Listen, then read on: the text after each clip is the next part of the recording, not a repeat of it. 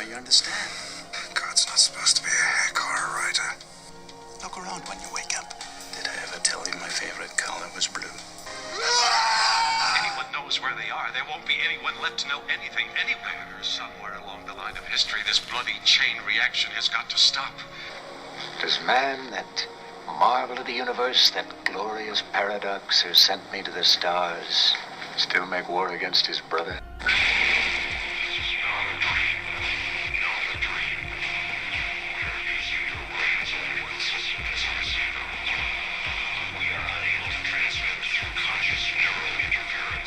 It's not real from your point of view, and right now reality shares your point of view. What scares me about Kane's work is what might happen if reality shared his point of view.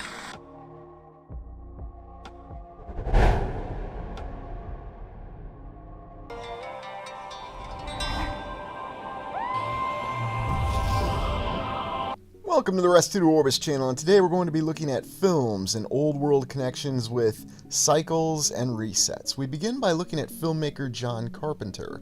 John Carpenter, originally born in Carthage, New York, and raised in Bowling Green, Kentucky, in a log cabin. So yes, we have another famous individual who grew up in a log cabin in Kentucky, albeit not the president. Carpenter's films are very intriguing because he does have a lot of allegory within his films, although we consider him one of the prominent old world filmmakers because of the fact that he does seem to make many direct references. Now, whether this is intentional or simply the product of his skilled filmmaking, it's a matter of debate. Whatever the explanation for it, there are a lot of old world references that are quite direct in John Carpenter's films. John Carpenter is considered a true filmmaker, and he's also a composer. So an artiste of many different reputations and capabilities. He even brought about the synthwave movement. One of his most well-known earlier film efforts past Halloween was Escape from New York. Escape from New York, the story about a futuristic convict in the year 1997, Snake Plissken, a former Special Forces operative who's sent into New York City to rescue the president after he's crashed in Air Force One, New York City being converted into a maximum security penitentiary in this particular world. This is a very intriguing film because it does give you a lot of old world references, and when you step back and look at where they actually filmed this movie, in St. Louis, a place that we've explored numerous times, and even in Union Station, which is where Snake Plissken engages in his duel against the Arena Hulk, you notice that there are a lot of examples of old world architecture.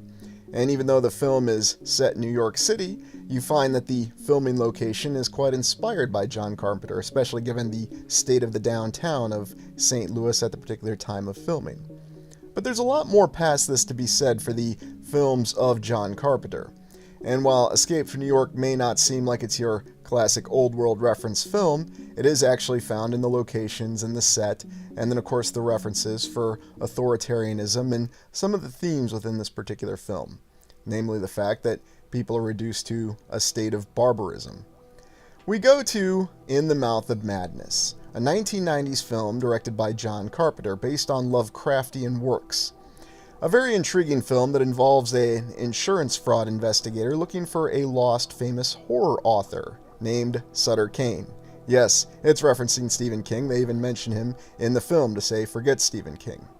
In this particular film, the fictional author Sutter Kane, portrayed by brilliant German actor Jürgen Prochnow, seems to be an individual who has the power to create things by the writing that he does in his novels. And in his own words, the more people read, the more people believe, and he has the power of creation within his hands. The film becomes very introspective in the fact that you can't tell whether it's actually from the creations of Sutter Kane or whether Sutter Kane is actually influenced by Lovecraftian entities called the Old Ones, or as they appear in the film, horrific monsters that are coming to devour all life on the world. Indeed, in the film you see the power of creation and how terrifying it really is, and it shows how John Carpenter understands the power of convincing psychological horror. The very benign act of riding a bus suddenly becomes a horrific nightmare when you realize that this author, Sutter Kane, really does have the power to change the very nature of reality. And indeed, it's one of the central themes throughout the film. Reality is not what it used to be. You find this insurance investigator someone who doesn't really believe in anything, and yet he does know who he is, questioning his own existence. as he starts to realize with horror that he has been reduced to a mere character within another one of Sutter Kane's novels. The film even features this very interesting location that we've explored in the early days of this channel, a unique cathedral in Canada, and it's used as a filming location for the cathedral or church in Hobbs End that's been subverted by evil, an ancient edifice that was built over a previous church. And, of course, it now seems to include a Hilton Garden Inn and a McDonald's. Ah yes, very modern. Is that a McDonald's? Oh, who knows, who cares.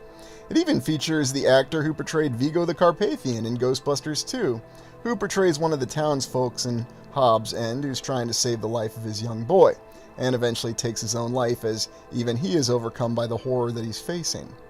It becomes very strange and self-referential in the fact that you're watching a film within a film, or a novel within a novel.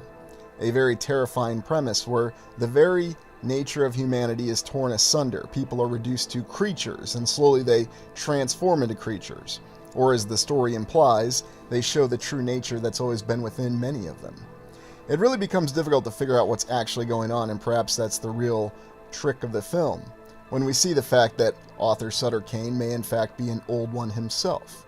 Although even in the dialogue he admits he doesn't know what came first, the books, the old ones, or himself. It's as though he's wrapped into a continuous cycle of creation and destruction.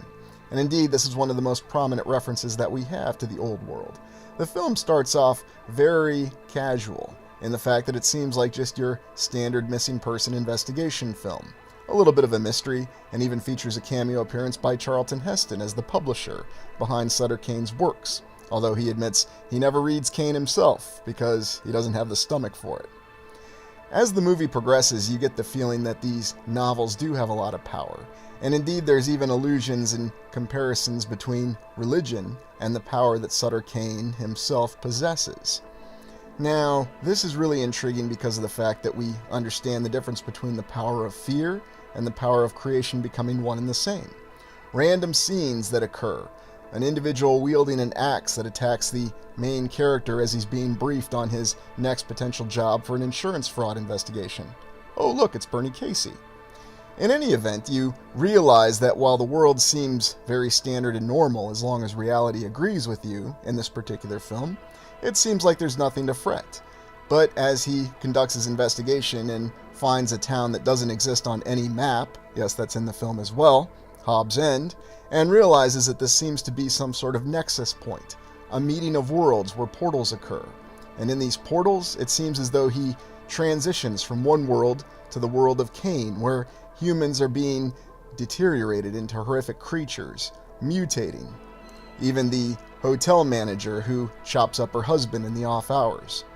It's a very horrific story, and it's very violent. At the same time, it's also psychologically terrifying because you understand the idea of the horror behind many human beings.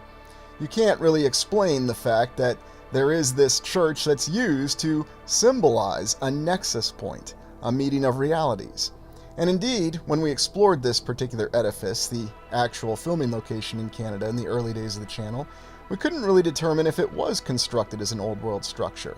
Official accounts say it was built in the 1980s, and perhaps it was. And even that is the mystery behind this film, because there are many structures that seem to be counterfeit old world structures, and yet others that seem to be both, such as the one we recently explored over in Spain.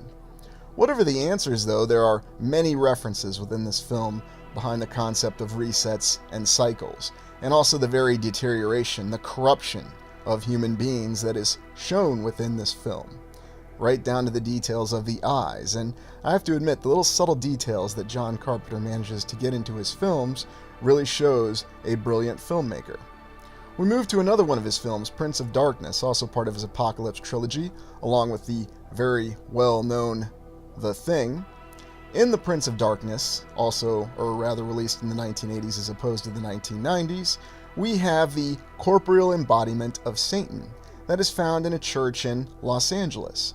And in another brilliant form of location shooting, Carpenter does actually find a real small church in downtown Los Angeles that does seem to have more details of an old world structure. In the plot, a priest played by Donald Pleasance is recruited to investigate this possible corporeal embodiment of Satan in this jar that's sealed. And yet we find out that the real threat comes from Satan's father, an anti-god that exists in an entirely different universe, or an antimatter universe. The film has a very incredible blend of religious and scientific terminology. In fact, the anti-god, or the Satan, even taunts many of the characters by saying, "You will not be saved by Christ, you will not be saved by the god plutonium, in fact, you will not be saved." Now, I'm paraphrasing that. That's not an exact quote from the film. I strongly recommend watching this film if you want to gain an understanding for what it's alluding to.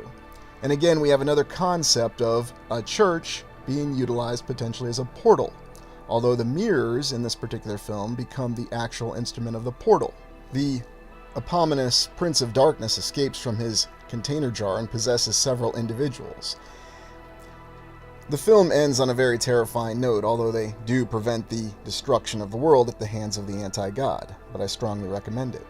And then, of course, Carpenter's very well-known later 80s film, They Live, where a simple drifter acquires a pair of sunglasses, and when he looks through the sunglasses, he realizes that the entire world looks different, that there is some sort of signal that's being broadcast that shows the world that we see every day.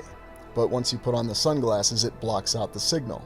And the characters see all sorts of things.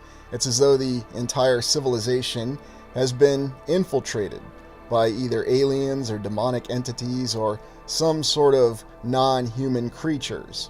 And they find out that about 10 to 15% of the population that they see are these aliens, these non-human entities that have a very terrifying look to them. And they seem to be engaged in profiteering and the corporate mentality that was rather present and well known in the 80s at the time.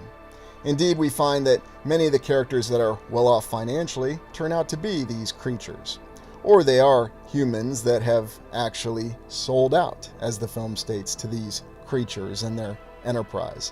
And the dialogue says that's exactly what they are, that they are simply free enterprisers. No one really knows exactly where they're from, but when you see all these subliminal messages that are everywhere, that tell people to stay asleep, obey, conform, buy, and the repetitious nature that we tend to have in what we encounter in our own civilization.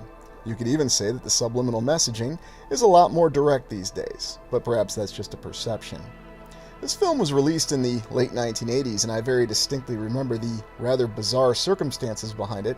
I recall going to a theater to see it, and the theater was completely packed.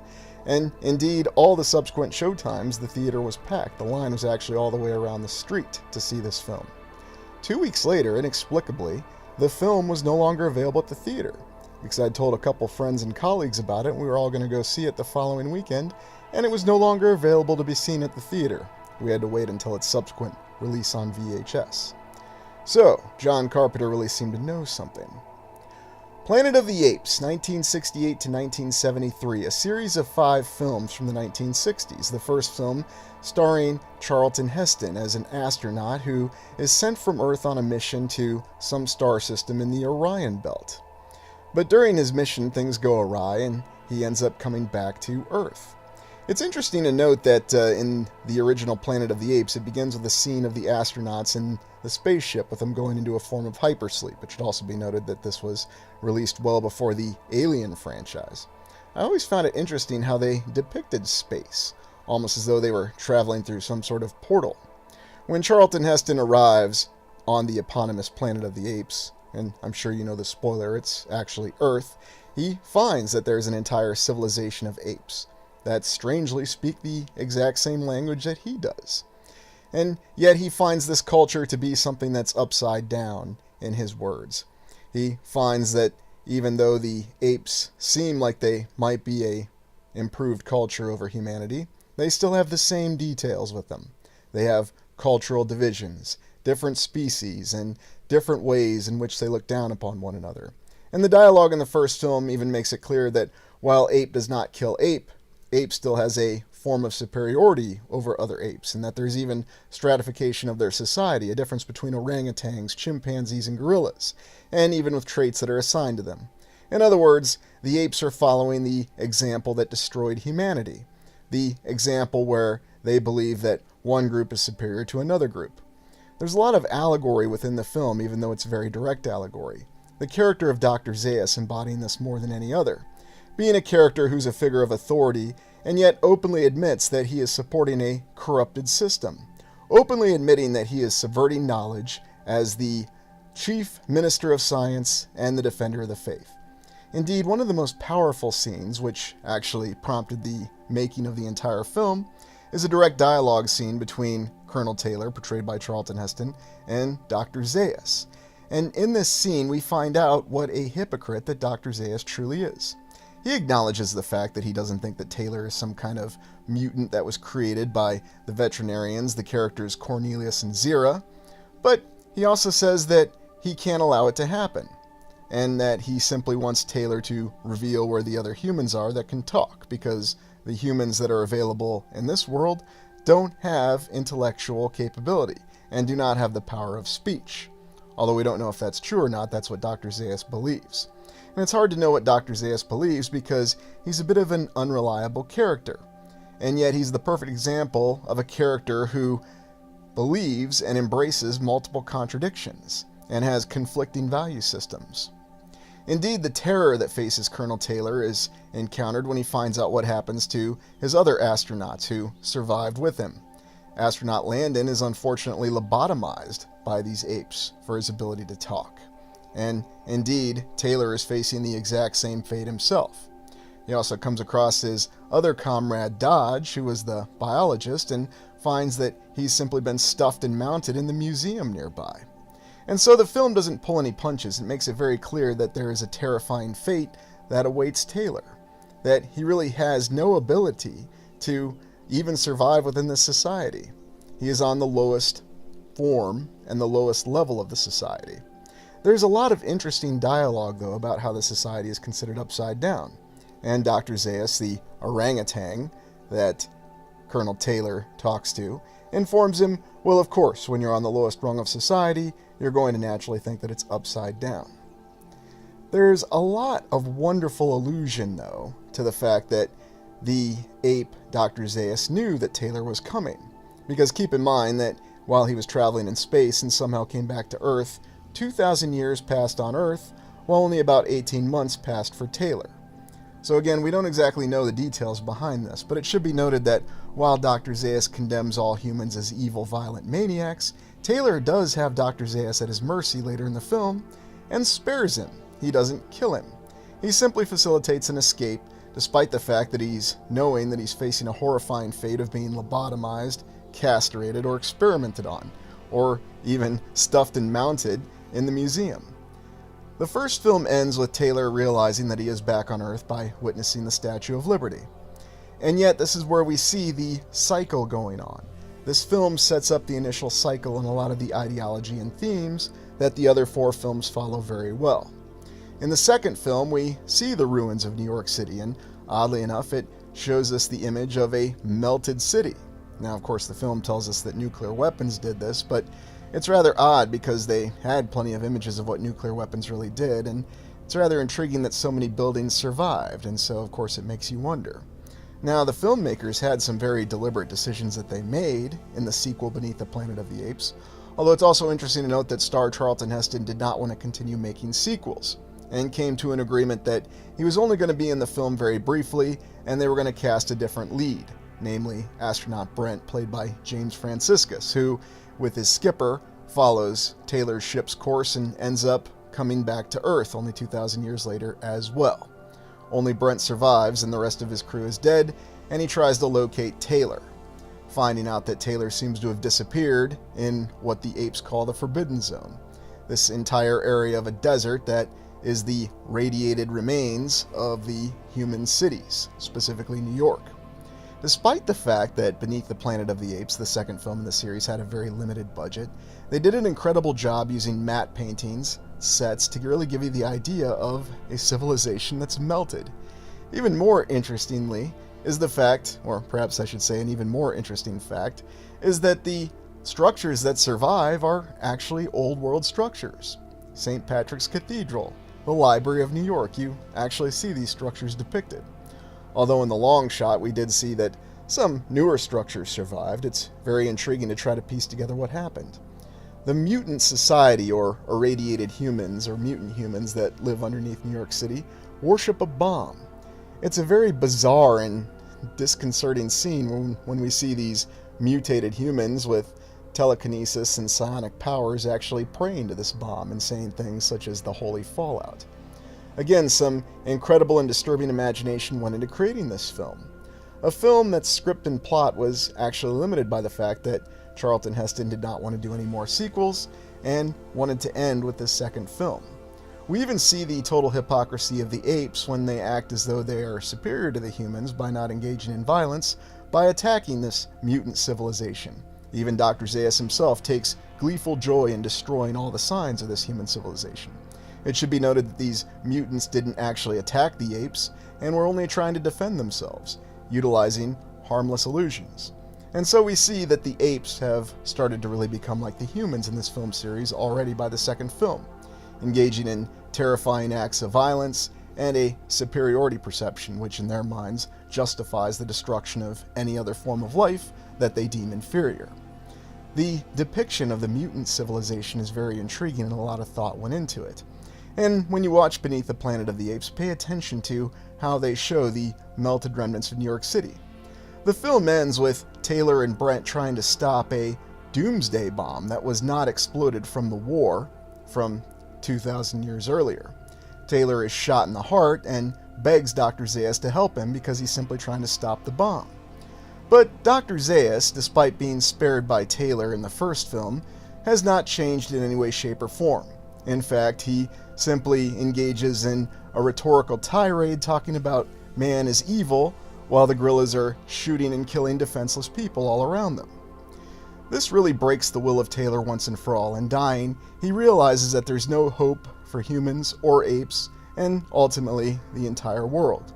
And so he decides to trigger the Alpha Omega bomb, or the Doomsday weapon, which causes the complete and total destruction of the planet, the world, the realm, the land, whatever you want to think of it as. A very intriguing ending, and something that we're informed was brought about by Charlton Heston's desire not to have more sequels, but they did another sequel, Escape from the Planet of the Apes.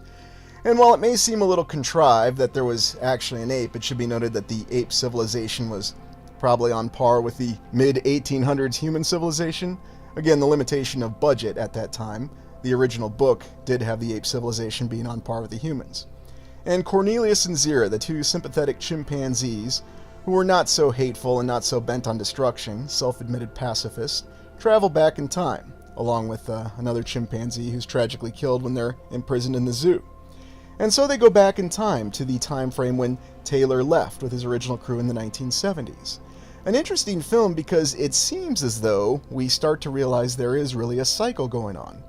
A cycle where time is lapped together. The humans and the apes seeming that they're different from one another, and yet over a long enough timeline embracing the same characteristics. Initially, Cornelius and Zira are well received by this human civilization in the early 1970s. They are welcomed and treated almost as borderline celebrities.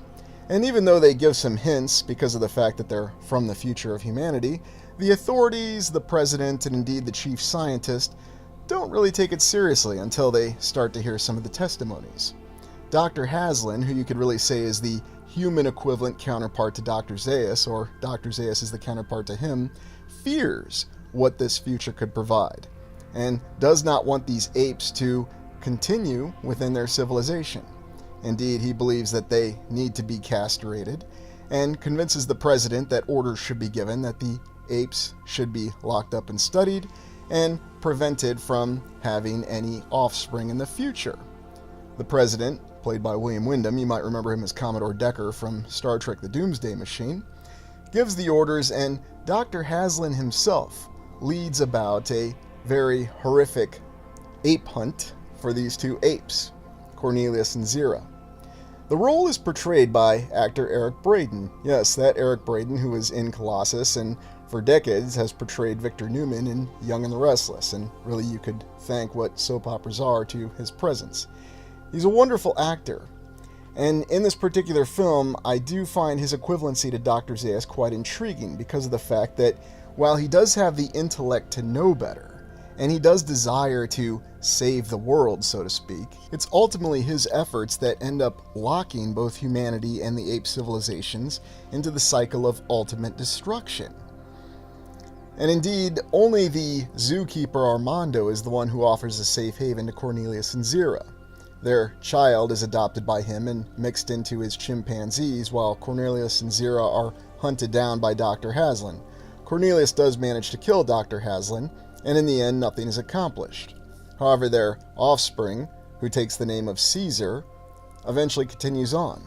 We find out that as a result of these space expeditions, as it were in the films, that a plague was brought back that killed all the cats and the dogs of the civilization.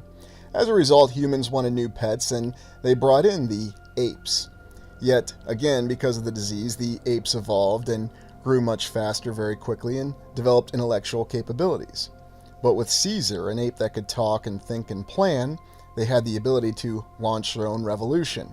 And indeed, we see that revolution in the film, the fourth film in the series, Conquest of the Planet of the Apes. And it's very intriguing to see this dystopian human civilization that is very authoritarian, depicted with many New World buildings. That by the end of the film, the apes have conducted a successful revolution in this particular city, and they overthrow the human authorities. It's also intriguing that they managed once again to make a very serviceable film despite having a rather limited budget. And again, it does tell a good story. Sort of makes you miss the days when the focus really was on the story. It's even more impressive when you consider that there were a lot of difficulties in trying to tell a continuous story. And yet, the real warning in these Planet of the Apes movies is the fact that both groups, the humans and the apes, are intrinsically linked. Their fates are intrinsically linked, and you even have characters that are counterparts or counterpoints of the characters. The Dr. Haslin and Dr. Zaius connection notwithstanding. You see all these different examples of these individuals who know better.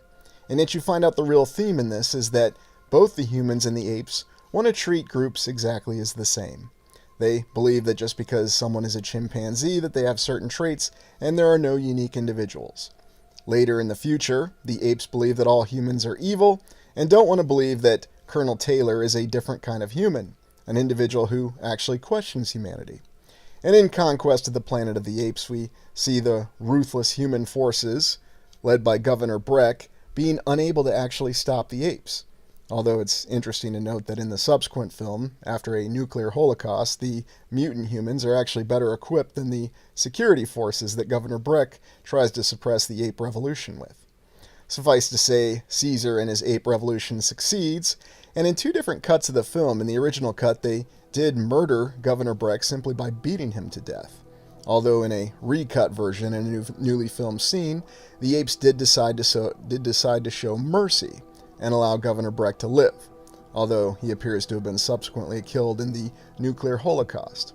What's interesting is the films don't exactly tell us exactly what caused the nuclear holocaust, but it certainly alludes to it in the fact that what caused the nuclear holocaust is ultimately the same thing that caused the apes to hate humans and to distrust even themselves.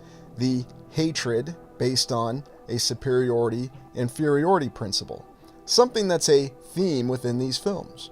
One group believes that they are superior to another group. The apes believe they are superior to humans. The humans believe that they are superior to apes, and therefore it gives them the right to engage in any sort of violence and destruction. In the final film, Battlefield of the Planet of the Apes, this is after the nuclear holocaust, we see Caesar has set up an ape civilization outside of the city and leads an expedition into the melted ruined remains of the city where the uprising occurred in the previous film. Again, this film had a very limited budget, but made the most of it. Actor Claude Atkins portrays guerrilla leader Aldo, and Aldo is actually the first ape that really crosses the line by killing another ape, when he murders Caesar's son. And so, this is where the film series comes full circle. There's a battle between the mutant humans led by Governor Culp, a mutated human within the remnants of Central City. It's called different names, but the city where the ape revolution occurred. And he takes the mutated humans and tries to destroy Caesar's ape civilization, which does also have humans with it that live in a second-class status.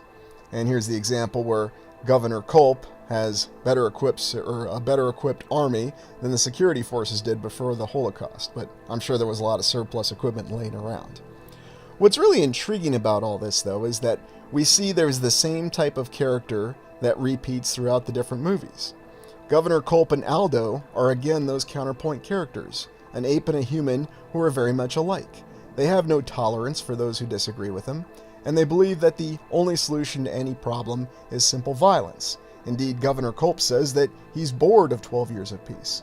And the dialogue featured at the beginning of this exploration was actually Governor Culp talking to his second-in-command, Mendez, about the fact that they needed to stop this cycle of violence, because if they kept killing each other, there'll be no one left to know anything about anything. And indeed, that's what's alluded at. That's the great tragedy within the original 5 Planet of the Apes films. Subsequently, the apes managed to defeat Governor Culp's small makeshift army, and there's a series of deleted scenes where we see that the surviving humans within Central City do actually possess the Alpha Omega Doomsday Bomb, the same bomb that would subsequently be detonated by Colonel Taylor 2,000 years in the future. However, these scenes were deleted. We do see that Caesar does try to make amends and take a different path by, instead of allowing humans as second-class citizens, integrating a true civilization where there is a chance for everyone to actually live on the same status, learning from the example, even the bad example, of General Aldo. It's really interesting when you realize that these films were improvised in a lot of the screenplay. There was not an overall plan at the beginning, unless there was, and they simply told us the inclinations of Charlton Heston not to star in sequels. That's why they had to improvise after the Beneath the Planet of the Apes ending. Indeed, the marketing for Battle of the Planet of the Apes is quite intriguing, because we have an ape with some jeans and cowboy boots and a nice big belt hauling what appears to be a human soldier over his shoulders and tossing him off. Definitely not a mutant soldier. Interesting marketing. I think the character, though, that we see a lot of the mirror concept with, and some people suggest that the apes might actually be some form of AI. There's many different ways to look at the apes. But I think what we're really seeing is we have the same life form that, according to this plot in these particular movies, really tried to evolve. And yet it never really actually evolved as a society or as a civilization. They could never get past the fact that they were trapped in this circle. The real circle being the fact that when Colonel Taylor goes to the future, he's going to see how humans are treated by this ape civilization, and he's also going to see that some apes are more equal than others, and the cycle will continue. He'll detonate the bomb, the apes will go back in time, and all civilizations will be destroyed. This is alluded to at the ending of Battle of the Planet of the Apes, where we see the statue of Caesar shedding the tear. The concept of a cycle, a reset cycle that cannot be broken. A warning.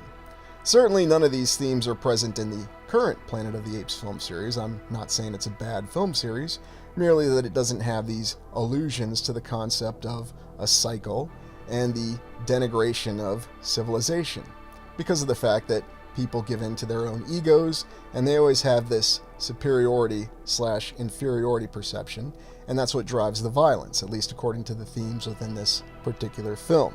I'm not imposing my own opinion here, merely sharing what the old world references are from the original Planet of the Apes film series. It did develop into a TV series that was rather quite interesting, and only lasted for a few short years. We'll conclude this exploration by looking at Dune, David Lynch's Dune from 1984. This was the adaptation of Frank Herbert's considered the best of all science fiction novels. And as you recall, science fiction has a very intrinsic connection to the old world, because you can actually refer to the old world a lot more directly in science fiction. David Lynch is a very interesting filmmaker. And unlike John Carpenter, who is also a great filmmaker, in my opinion, maybe you don't think they are, and that's completely alright, let me know in the comments, David Lynch is a lot more abstract, and he does operate in more allegorical terms. However, I feel that the adaptation that he had for Dune, which he filmed in Mexico City in the early 1980s, was a lot more in line with what Frank Herbert had written in his novel. Now, I'm not saying that to denigrate the sci-fi miniseries, or even the more recent Denis Villeneuve adaptation. It is a very well-made film, But it's rather peculiar that there's certain elements of the Frank Herbert story that are not included in the modern adaptations, indeed the most recent adaptation. And I think one of the most odd missing details is the fact that the spice navigators, the evolved humans from thousands of years of using spice, or human beings with augmented capabilities, are not depicted at all in the current film series. And yet they were a centerpiece of what David Lynch showed in his adaptation of the Dune novel by Frank Herbert. And by all means, read the original Frank Herbert novel. It's an incredible story, and you'll find all sorts of old world references. But the reason I wanted to highlight David Lynch's effort is I believe he had the vision to really make a masterpiece of a film that would have adequately adapted Frank Herbert's very difficult to adapt novel to the big screen. He was denied final cut, though, of the film, and indeed, you get the idea that what they left, it was supposed to be a 2-hour popcorn movie, even though David Lynch clearly intended a longer movie. That really gives you the idea of an entirely different civilization. One of the issues that I have with a lot of modern films is it seems as though the imagination is limited in terms of depicting what's an entirely different civilization. I also think that the casting was spot on for the 1984 Dune adaptation by David Lynch.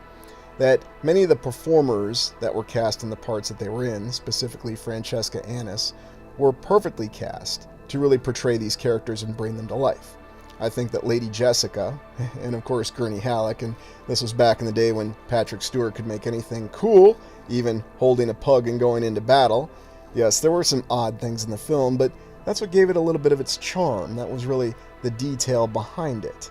There were things that you would never see in any other film, and that's what made this particular film feel unique. Right down to having the soundtrack done by the band Toto. Yes, Toto did the soundtrack to this film, and I think it's an incredible soundtrack, again, just my opinion. Also pointing out, though, to the set design. It really felt that you were looking at an entirely different civilization when you watched this film. And so whenever I'd go back and I'd read the Dune novels, I would always take the impressive set and costume design from this film, which a lot of effort went into, and transpose that to reading those novels. I always saw Emperor Shaddam IV as looking like this particular performer in this particular costume. And there were many adaptations of Dune that still took this aesthetic. Now granted, the sci-fi series didn't. And a lot of credit is owed to both producer Rafaela de Laurentiis and director David Lynch. If David Lynch was given final cut of this film, we would have had a true masterpiece. And the great tragedy is the fact that even though David was denied final cut of this film by the studio, you could still get an idea of just how incredible of a film it was going to be. Now, the 2-hour release was basically incomprehensible unless you actually read the book. But in the late 1980s, there was a television release that actually restored a lot of the lost footage. It's about a 4-hour-long television film. Now, David Lynch was understandably upset by this because this really gave you the impression of the film he wanted to release, but he was not involved with the restoration process. And so therein lies the great tragedy. It does give you an idea of how incredible of a film this could have been. A true masterpiece that would have been remembered for decades, on the lines of Lord of the Rings, the original film series. Even the original ending that David Lynch had planned for this film, which was not filmed because his special effects budget was cut, which showed the control and destruction of the Spice Navigators, was very intriguing. It's something that actually elevated the material, and yet still felt like it referenced what was going to come in the future in the Dune novels, with the whole concept of humanity trying to escape from the cycles that it was trapped on. Escape from the curse of prescience. That was the whole point of the novels. And indeed, the central character's son, Paul Muad'Dib, Leto Atreides, or Paul Atreides, his son, Leto Atreides, would eventually ascend to become God Emperor of Dune and live for thousands of years. But everything he did was to bring humanity on a golden path, to free humanity from the trap of prescience, and ultimately the cycle of reset. Now, this is all what was in the original Frank Herbert books, and the Frank Herbert series, unfortunately, was not finished by Frank Herbert, as he passed away after the 5th novel, Chapter House Dune, was published. We get an idea, though, of what may have been possible and what David Lynch may have envisioned if he was able to adapt more of these books into films. And I think that it's a real tragedy that we won't get to see this. We only have some of the storyboards and just some of the ideas, but we can get an idea of the amount of imagination that went into this. Now, there is the reference that filmmaker Alejandro Jodorowsky in the 1970s was going to adapt Frank Herbert's novel into a film as well, but he couldn't complete it because he had actually planned a 15-hour-long film. And there's some rather interesting things that Alejandro Jodorowsky says about the actual work of Frank Herbert. You almost get the feeling that he didn't really want to respect the spirit of it. Now, you can listen to what he says in his own words, but for whatever reason, I feel that David Lynch had the real vision that was in line with what Frank Herbert had written about, and really could have conveyed that story in the art form of filmmaking. And I dare say David Lynch was the only one who could have done it. Now, if you really want to see some other allegorical references to the old world, watch any one of David Lynch's films, because he actually throws a lot of interesting things. And he doesn't tell people what to think about his films. He says it's open for interpretation, as are my explorations. What do you think of this exploration of the old world in film and these references? Thank you for joining me. Please like, comment, and subscribe.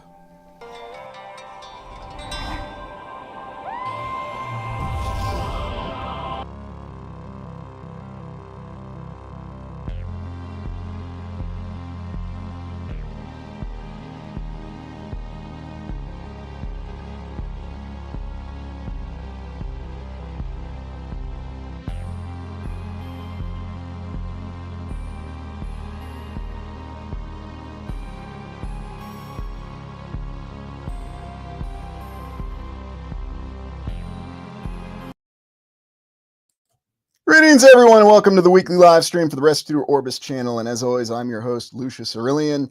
And by popular request, we are taking a look at the films of Stanley Kubrick. Quite an intriguing director. We're going to look at the initial life of Stanley Kubrick, and then we're going to analyze some of the films and what exactly was he saying, or what wasn't he saying in his films. A very intriguing auteur from the 20th century, and someone whose reputation shall endure for all time. But what was his beginning? What was his origin? What were the inspirations for his films? And why do they resonate with us even to this day? For the fact that Stanley Kubrick never released a film in the 21st century. And there's a very definitive reason for that, and the fact that he didn't quite reach the 21st century. But quite an interesting individual with a very intriguing legacy that we're going to look at in detail. And I'd like to extend a greeting to all viewers, all Prime Explorers, and all others joining us. Thank you for being here. Hope that this exploration is going to answer a lot of questions that you have about Stanley Kubrick and also bring to light a lot of other questions. Now, in full disclosure, analyzing a single film of Stanley Kubrick, we could really spend a week doing it. There is so much detail, there's so much imagery, and there's so much allusion and alliteration in all of his films. So I'm not going to try to tackle everything. There's going to be a lot that I'm not going to be able to cover. And like I said, even if we were here all night long, it just simply wouldn't be possible. And that's a compliment to what went into these films. There's a lot of interesting details, though, about these films that we are going to cover, and there's a lot of old world connections. So strap in and let's begin. But before we go into Stanley Kubrick, I just simply wanted to call to mind this individual, Coco Chanel.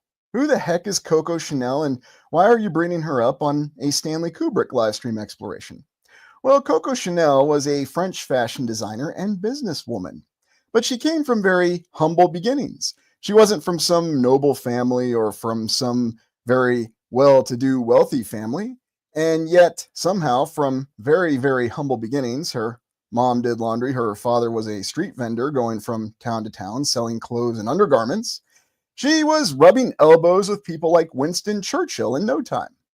I'm simply calling her to attention because she's one of those very interesting historical figures. And if you have the time, take a look at her biography. It's quite intriguing. We're not going to dive into it in this exploration, but Coco will be coming up in some future explorations. So if you're so inclined to learn a little bit about her, please do. But if not, quite all right. So without further deliberation, let's jump into the life and times of our main topic, Stanley Kubrick. And who officially was Stanley Kubrick, and what was his beginnings? Well, of course, as always, it starts with a lovely old world building. And Stanley Kubrick, born July 26, 1928, died March 7th, 1999. Born in the great city of New York, Manhattan to be specific. And this location that you're looking at initially, the area of his birth, had quite an intriguing name to it because of the fact that we have these old structures in New York. Space Fraggle, Lord Krug, I wouldn't miss this for a HAL 9000. Yeah, that's right, if only you had your own, right? I don't know what I would do with my own, but, you never know. But one of these interesting hospitals where they tell us that about 60% of the births in Manhattan, Manhattan, New York City, it's kind of a large place, occurred. And quite an interesting structure, stated to have been built right after the turn of the 20th century, 1902. And of course, they called it one of these lying-in hospitals because that's what they considered birthing back then. How very interesting. Now, official history tells us that by the 1930s, shortly after Stanley Kubrick was born here, that they had moved it to other facilities. Of course they did. And you can see it's quite a lovely and intricate old-world building. I mean, why don't we build hospitals or birthing or prenatal units or whatever we're calling them now in some kind of fashion like this? Well, I suppose we have our reasons. So what's really the background of Stanley Kubrick? And here we have his senior portrait, and he certainly looks a lot cooler and more applied than I did in my senior portrait. I mean, I looked like a total dork when I was a senior. But an individual who came from a varied background, a Jewish Romanian family, and then some other indications of influence, although it should be noted that Stanley was not raised religious. And there's also a very curious lack of any references to any sort of groups or institutions that he officially belonged to. Now, yes, the guy who would rise to become what was considered one of the greatest, if not the greatest directors of the 20th century, was not from the old Hollywood royalty. Very, very intriguing. And in fact, he was considered unapplied in school. He considered school a waste of time. What a bizarre coincidence, quite similar to some of the most intelligent people that I know and have known in my life. And I'll admit that I share some feelings with what Stanley Kubrick stated he thought of school. It stifled creativity. It was simply about repetition and recitation. And yes, that seems to be a lot of what school is. Now, you might say that's a little bit of a dim view of school, and maybe so. But as you're well aware, I had quite extensive experience with the university system, and I was quite struck by how much recitation and repetition there was there. He was just talking about high school and earlier, or secondary school, as you call it in other locations. And so he didn't really apply himself in school. And as a result, he found himself as a photographer for Look, a magazine I'm sure you've never heard of that was quite active in the 1940s. This particular image of him, he's bearing a striking resemblance to Dimitri back when I still watched Cobra Kai, around season 3. Then I stopped watching it. I'm not sure why. I guess I just ran out of time. But here you can see an individual who was really self-taught. And that's the most intriguing detail about Stanley Kubrick's biography, is that he was self-taught. Self-taught as a photographer, self-taught as a person who eventually got into movies. Because in his words, he saw the movies of the time, 1940s, early 1950s, and he believed that he could make better films. And he would set out to do just that. Also, another little note about Stanley as he went on with his life is that he was an avid chess player, a chess grandmaster, in fact. And it was by playing the game of chess, which he was known to play throughout New York City at various locations, that he actually met one of his initial collaborative partners and formed a partnership with him. And that's how he got into more mainstream filming. Here's one of his images of Chicago from the late 1940s, and I'm struck by how much of the old world detail that you can see in Chicago in this image. But that's some of his artwork, and you can see how it would eventually parlay into his films. And here a little image of him doing what he really preferred to do and play chess. And it's also stated that he used the game of chess and the strategies behind it to come up with a lot of strategies in his filmmaking style. Now, really consider this. This is a guy who was not ever officially trained in filmmaking. He never went to a single school for filmmaking. He taught himself. He learned from others, he refined techniques, and then through his own creative inspiration, he came up with his own filmmaking techniques. The other thing about him was that he was known for having total creative control over his projects. Now, whatever your knowledge is on filmmaking, there are a lot of different hands in the pot. There are a lot of different people that are involved within it. You have to have a cinematographer who actually makes your director's vision come true. You have to have a good editor. You have to have a good producer and a good writer. Those are some of the essential roles, but not all of them. But you see that many films where you have the director, the writer, and the producer that are the same person, those are films that sometimes tend to be beset by, how shall we say, struggles. And yet most of Stanley Kubrick's projects, he was all three. And he had total creative control over his filmmaking.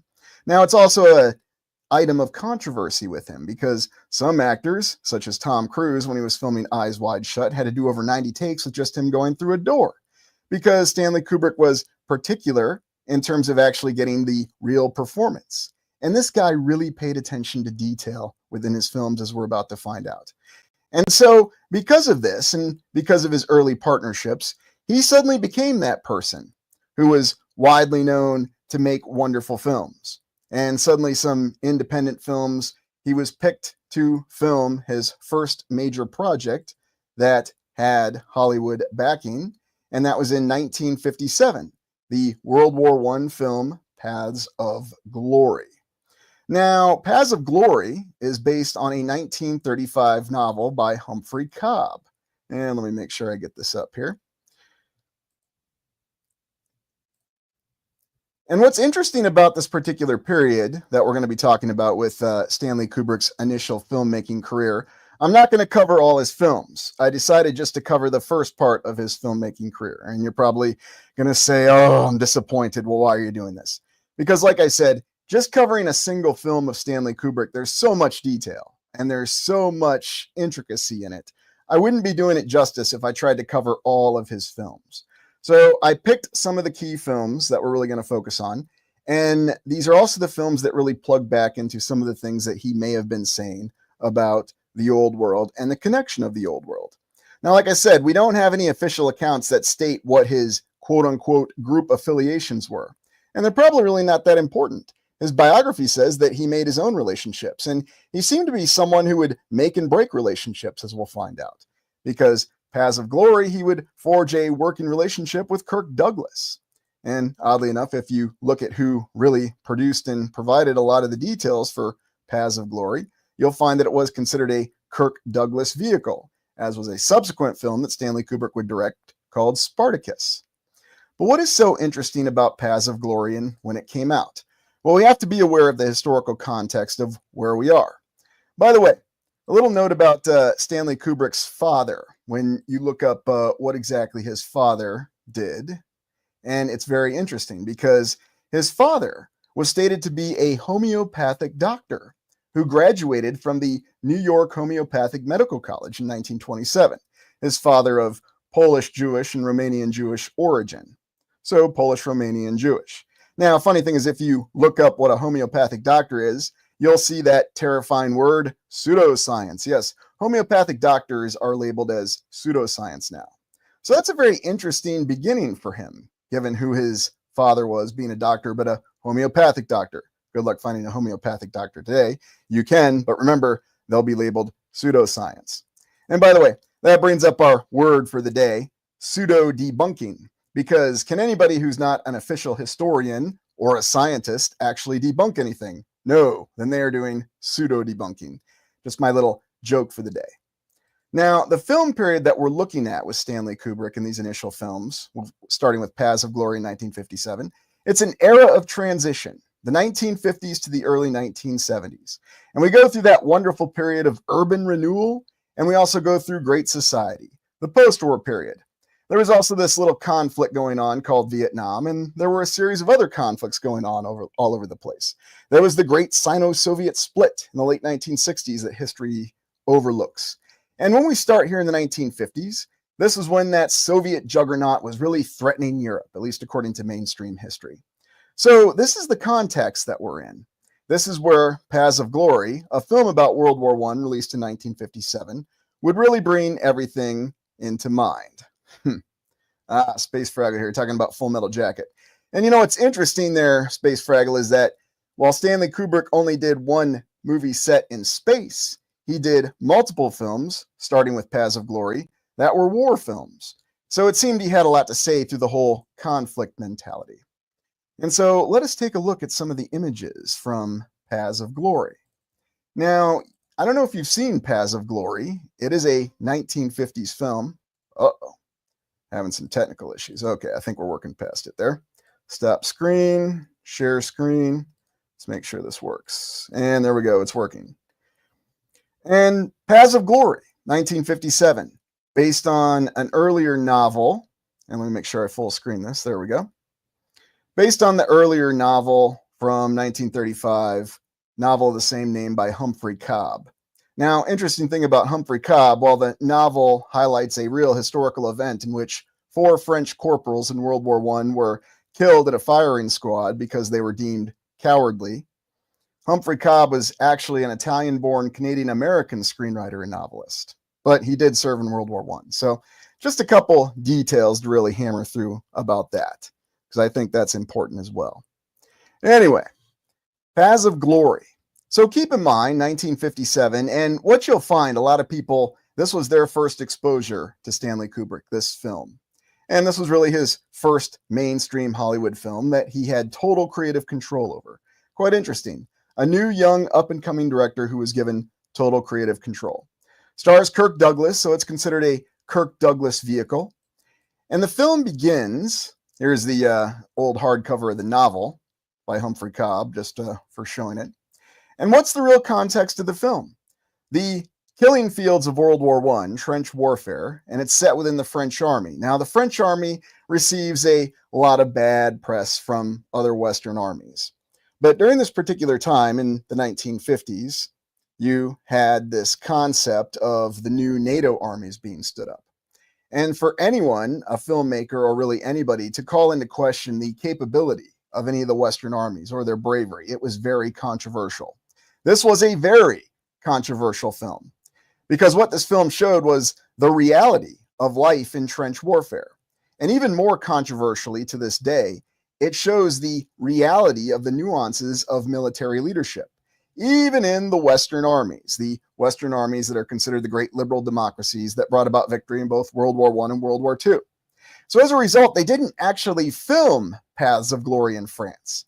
He filmed it in Bavaria, in Germany, in the mid-1950s. Keep in mind, this was right as Western Germany was being reconditioned, and the Bundeswehr, the German armed forces, had just been stood up 2 years before this in 1955. So all this was going on at the same time. Now, remember, this was about 6-7 years after NATO was formed in 1949. But remember, it took a while before they reorganized both the separate German nations, East and West Germany, respectively. And the plot of this film, it is based on the book and based on a historical event in 1915 in France, where French political pressure was they needed to drive the Germans off their land, and therefore they were conducting attacks. Now, you might have heard of some of these mutinies, some of these revolts that occurred because these attacks across no man's land in trench warfare were, quite frankly, futile. And this film is an honest depiction of that. And here you can see some of the techniques that Stanley Kubrick actually mastered in this film. And even though this is in black and white, I strongly encourage you to go back and watch this entire film, because you'll see that there's a particular way that this film is made that just completely transcends what you'd expect to see with blocking, camera movement. A lot of it was revolutionary. Nobody had ever seen anything like it. And what you'll see from people when they first saw this movie in firsthand accounts was they wanted to find out who the director was. But again, this is a very controversial movie. And in fact, the outcome of this movie was that it was banned in many of the Western nations. I don't think they could even show it in France until the 1970s. And you may have heard in the past, I was even aware of a U.S. Army officer who received a general officer memorandum of reprimand for showing this film to his students in the 2000s, because apparently it was still on a guidance that they weren't supposed to show this film. Quite intriguing. And I think the reason is because it shows, well, the interpretation of how officers are in the military. And so here you've got Kirk Douglas. And what's intriguing is since it was filmed in Bavaria, you have a lot of these incredible old world buildings. And you see what's really going on, what's displayed in terms of the different hierarchies within the military, how things go from the generals down to the mid-grade officers and then all the way down to the soldiers, and what's really happening and whose lives are worth what and whose lives are worth nothing. Now, if you're not familiar with the plot, just to quickly overview it to you, this French unit is sent on a helpless attack, and because of it, they have no hope of succeeding. And in fact, the film revolves around this particular character, General Moreau here, played by George Macready. George Macready is actually an American actor from Brown University, but he plays the part perfectly. And really, he operates as the main antagonist through the film. But as you find out at the end, he is not the greatest antagonist in the film. And he operates as the military-minded general, the Martinet. And the other intriguing thing about the film is that as you go through it, the soldiers that are court-martialed for cowardice, well, one of them didn't even show cowardice. In fact, he had been commended for bravery numerous times. But because this attack didn't succeed, they decided that they were going to shoot 3 of the soldiers for cowardice, whether they actually had anything to do with it or not.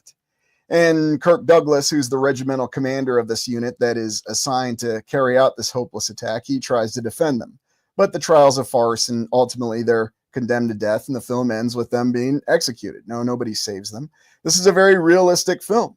And so now you can see why this was such a controversial film at the time. But looking at any still from the film, you can see the attention to detail that Stanley Kubrick would put into directing his films. And, of course, I'd be remiss if I didn't mention the incredible old world building that this trial occurred in. Now, you can look up the specific filming locations, and keep in mind this trial was really more of a drumhead, the military trial, to where they could rapidly mete out punishment. And historically, that's exactly what happened with these 4 French corporals that were promptly executed because of a failed attack. And of course, you can study all you want to about trench warfare, and you only had 2 forms of maneuver, frontal attack and infiltration. And Kirk Douglas, his character Colonel Dax, and you really don't have his first name mentioned at all in the film, which is quite intriguing. And he operates as the protagonist. He's the idealistic military officer who genuinely cares about his soldiers' lives. And he's really the only leader in this entire film who cares about his soldiers' lives. He tries to defend the 3 soldiers selected to be executed, but it's all for naught because the trial already has a predetermined conclusion. Sound kind of familiar? And of course, General Moreau, played by George Macready, his immediate superior, the division commander. And I'll talk about how this whole situation came to be, but you see that this particular character appears to be a military professional in his first scene. But as the film progresses, you just see all of the deprivations that he commits. He doesn't really care about his soldiers. He doesn't really care about anybody aside from his own career. Although he gives the facade of actually caring about his unit. But like I said, he is not the true antagonist in the film. He is the secondary antagonist. But there is a primary antagonist in the film that really drives it. And that's this particular character, General Brulard, the Corps commander. It's at his orders that the entire plot of the film is kicked off, where he says that the French government needs to make some advances against the German advance in France and seize back some territory. Now, if you're not familiar with the conduct of World War I, this being based on the historical events in 1915, the Imperial German Army had seized quite a bit of French territory, and they were threatening Paris. And so there was a lot of pressure coming down from the French government to their military commanders to take back that territory. But remember the nuances of trench warfare. And the plot begins when General Brulard here, the Corps commander, tasks General Muru, the division commander, to carry out an attack to seize this key German position called the Ant Hill. Now, there's another interesting detail about this film. You do not see a single German soldier in this film. You only see the French soldiers. And yet, this is one of the most devastating and terrifying depictions of World War I. Now, you've probably seen 1917, the more recent World War I film, and it is a very good film. But it doesn't exactly match the hopelessness, the nihilism, and the terror that's really conveyed within this particular film. And that was the other reason this film was very, very controversial, because of the fact that it showed true military leadership at that time. Oh yeah, mustard gas and all the other nuances of the war. And I mean, this is the early war. This is even before they were using chemical weapons, at least from what we understand it. So, anyway. Oh yeah, Lolita. If only I could talk about that film in more detail. It's another one of his interesting films. But getting back on topic. So Kirk Douglas says that there's no way that his regiment can actually conduct this attack. And even General Muru, when he's tasked by General Brulard to conduct the attack, he tells him, my division's been cut to pieces. We're at about half strength. He says he's got 8,000 lives, and at that time, the table of organization for a French division was 16,000. So they're at 50% strength. And he says to General Brulard, there's no way we can do this. I mean, I can't even defend the anthill, let alone seize it. And then, of course, he tasks Kirk Douglas, Colonel Dax, and his regiment, the 701st, to carry out the attack, openly telling him that, yes, you're probably going to take 60, 70% casualties, but it'll be a grand success. And by the way, when you see the scene that occurs where General Brulard tasks General Muru with seizing the position and General Muru says, I can't do it, General Brulard wonderfully manipulates him by telling him, well, we'll give you a promotion. You'll get that star. Here you can see the execution scene. And this was probably the most terrifying scene in the film because you can see that one of the individuals selected for execution, and by the way, they were selected for execution at random and had nothing to do with their performance in the battle. One of the individuals wasn't even conscious, and the general said, well, just simply pinch him awake. Anyway, after the 3 soldiers are executed from the 701st, General Muru very coldly says, Colonel Dax, your men died very well. And Colonel Dax during the attack, and they do show every detail of the attack and what a miserable failure it is, because as soon as they go out of the trenches, they're hit by German artillery. You get the impression they're even hit by some of their own artillery. Historically, the French unit was hit by their own artillery. And before they even get close to the anthill, they're already being attrited and their attack has been stopped. And maybe the only effects you have from the Germans are the machine gun fire, and that's about it. Like I said, you don't see a single German soldier. And there's an entire company, B Company, from the 701st that refuses to attack. And that's what sets the plot in motion. And here you've got a still of Stanley Kubrick and the filming that he did in Germany and lovely old world building back there, and how they set up for a lot of these shots. Now here's George McCready as General Muru, often seen by everybody as the main antagonist of the film, but actually he's the secondary antagonist because he represents the martinet, the military man that's committed to the code, and all the dialogue and the lines that he says is that he's committed to that. And yet in the film, when he's trying to get B Company from the 701st to attack because they won't leave their trenches, he gives a very controversial order to his own artillery commander to fire on their own soldiers. The artillery commander refuses the order, saying that unless I have a written order, I'm not going to do that, because the artillery commander, who's a very smart individual and clearly has a lot of bravery to refuse an order from a general, says that what happens if you die and you didn't give me a written order? Where would I be? So he refuses to fire artillery on his own men. And you see the true nature of General Muru, because he's willing to do anything to get this attack to succeed. Even though in the opening dialogue, when he's briefed and he briefs about his capabilities, he says, there's no way an attack can carry the anthill. My division's been cut to pieces. And you expect me to do it? I couldn't even defend it, let alone seize it. He's well aware of the situation. But then, of course, the Corps commander, General Brulard, says, well, we'll give you a promotion. Yeah, I don't want the promotion to affect your decision. Well, of course we can do it, he says. And that's really how the film plays out. And you start to see the darker side of General Muru, where he orders artillery on his own soldiers. He wants to actually decimate. I shouldn't say that. He actually wants to shoot over 100 soldiers from the regiment. And Kirk Douglas actually somewhat comically and very disturbingly suggests, well, why not just shoot the whole regiment? I'm quite serious. And General Brulard says, we don't want to slaughter the French army. No, that's for the Germans to do, right? And it's quite a lively discussion that they have. And like I said, I suggest you watch the entire film and watch the interplay of it from start to finish, because really it's a masterpiece when it conveys the archetypes, if you will, of the military and how things play out in the military. Now, while this was controversial because it's about the French army, really this could be about any army on any side during any conflict. In fact, the 3 archetypes that you have of the officers, the idealist, which is Kirk Douglas, and then you've got the martinet, which is General Muru, and then you have the career-minded opportunist, which is General Brulard. And General Brulard, as we find out at the end of the film, the individual on the right, played by Adolphe Menjou, who, interestingly enough, was also a supporter of the House Un-American Committee in Hollywood in the 1950s, according to the official history. Quite an intriguing background back then, because remember, that was also going on in light of all the rest of this. He gives a very brilliant performance, though, as the career-minded opportunist. The guy who's willing to manipulate any series of affairs to get what he wants. He manipulates this attack out of General Miru. General Miru agrees to the attack, even despite correctly saying that his division's in no condition to conduct it. And then General Miru pressures Colonel Dax, the idealist, to conduct the attack. And then he even threatens to relieve Colonel Dax. And Colonel Dax, who General Bullard identifies as an idealist and calls him out for it, says, well, why not take me? Don't kill anybody from the regiment, kill me. I'm the commander, I'm the man most responsible. And General Bullard says, it's not a question of officers. Ah, yes. And so you can see why, with all of this dialogue and all these details shown in this movie, why this was such a controversial movie.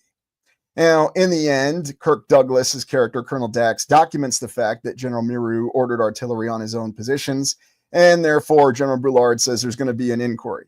And General Miru leaves very grumpy and says, I'm the only innocent man, and I'm going to be the victim. Ah, yes, the guy who wanted to shoot 100 of his own soldiers earlier, even though at the very beginning of the movie, he says that he values the life of every soldier. Yeah, I guess he values the life of every soldier so long as his career is safeguarded, right? And that's how the film plays out. And it's a very somber affair. By the way, if anybody recognizes the future Dr. Eldon Tyrell from Blade Runner, he is actually in this film, and he portrays the soldier who's been decorated for bravery in previous engagements. There's also another line that I love from this film where General Miru says, we're not talking about yesterday, we're talking about today. So it doesn't matter how many positions they had seized. It doesn't matter how many battles they won or how many acts of heroism. It doesn't matter what you did in the past. All that matters is today. And we're, of course, going to judge you for what you did today, even though there was no hope for success today. And that's actually based on the real historical story. Now, you can make the argument, does this happen in the United States military? Well, no, not officially, because, the United States military and the Uniform Code of Military Justice is always correct. And they do a very good job of safeguarding any sort of controversial issues like this. So the reality is there are no Dreyfus affairs in the United States Army, and there was never a situation where the United States Army would put their soldiers in this position. Not officially, anyway. But like I said, make of it what you will. And remember, there was a U.S. Army officer who did receive a general officer memorandum of reprimand for showing this film, only about, I think it was 15, 16 years ago. Now, the film ends with the regiment, after they watch their comrades be executed for not conducting the attack, with the only German that we see in the film. This lady who's a captive German girl, and she sings a German song, a somber song, what was it? I think it was The Last Hauser. And of course, she's singing it in German, and yet the French soldiers listen to it, and they have a brief moment of comfort. And that's how the film ends.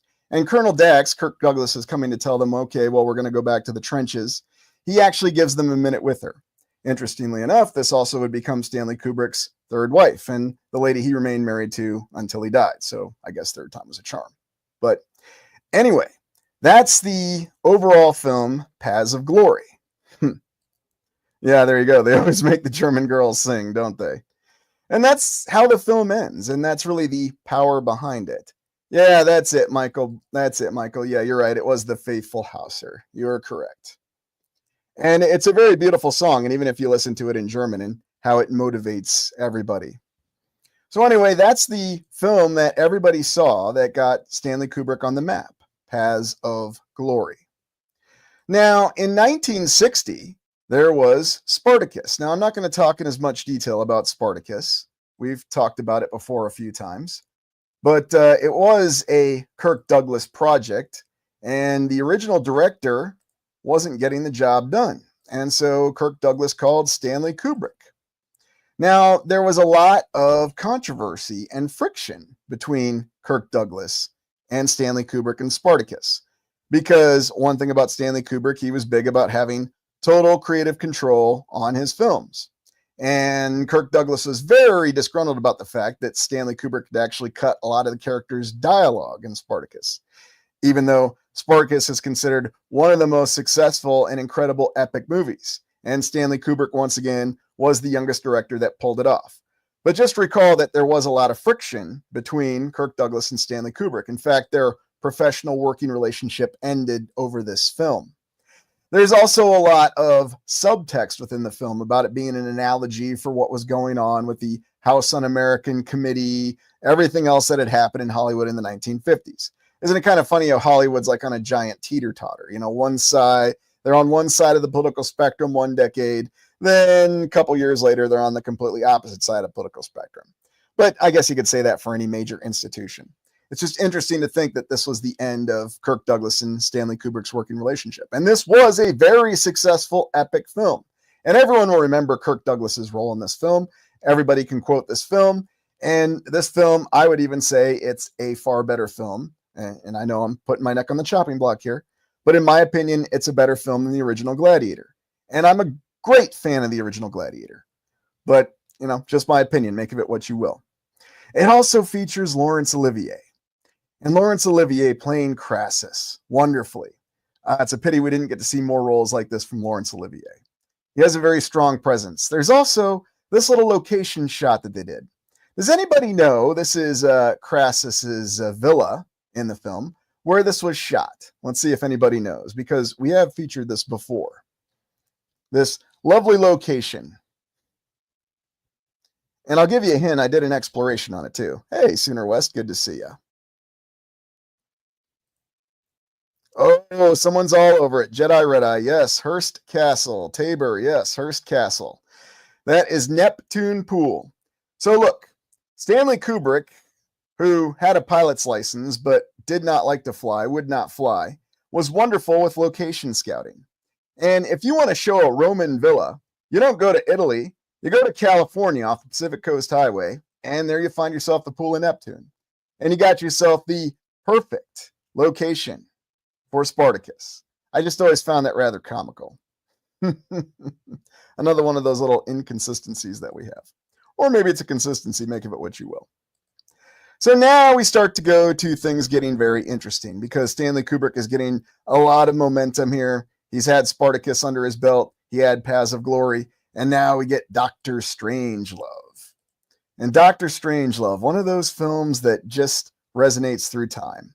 Officially, this film is a satire. It's also considered, as they called it at the time, a black comedy. Now, interesting point, though. And the full title is Dr. Strangelove, or How I Learned to Stop Worrying and Love the Bomb. Little detail about Stanley Kubrick. He did a lot of studying in preparing for this film. And what's really interesting about it was that officially, he said that he was concerned about a nuclear attack. And something to know about Stanley Kubrick, he relocated from the United States in the early 1960s to the United Kingdom, Great Britain. And yet he still had the full support of all the studios. So what you have here is a filmmaker who has total creative control over his projects, and he has virtually unlimited funding. It's quite an amazing combination. And there's something else that what Stanley Kubrick would do before he would make a film is he would do intense study. Because we went over his biographical background. Stanley Kubrick was never a soldier. He was never a politician. I mean, he was a photojournalist to an extent. But yet he was always able to convey these films as though he had intricate technical detail. And how was he able to do that? Because he took the time to study and consult with the experts.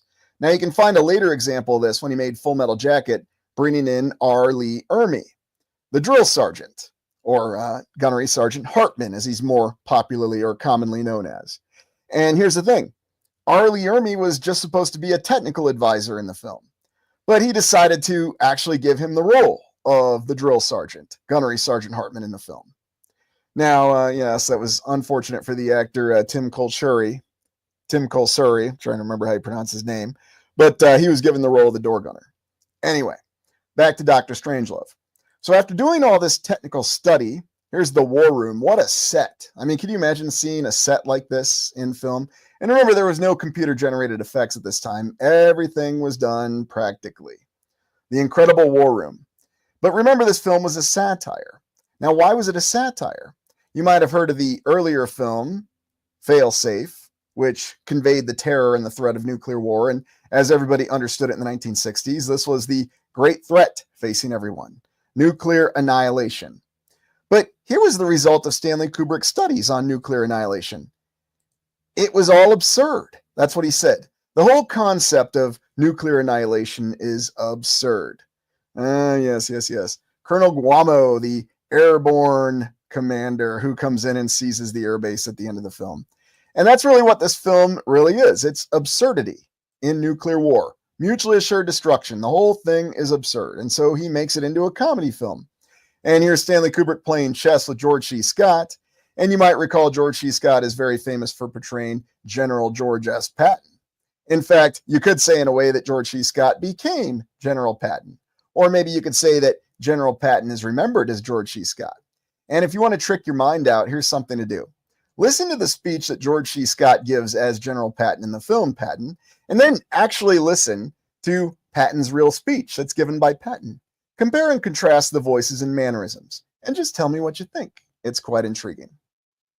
But the whole premise of this film is that there is a whacked out U.S. Air Base commander, General Ripper, who believes that our bodily fluids are being contaminated by communist influences, and on his own initiative, orders and authorizes a nuclear attack against the Soviet Union.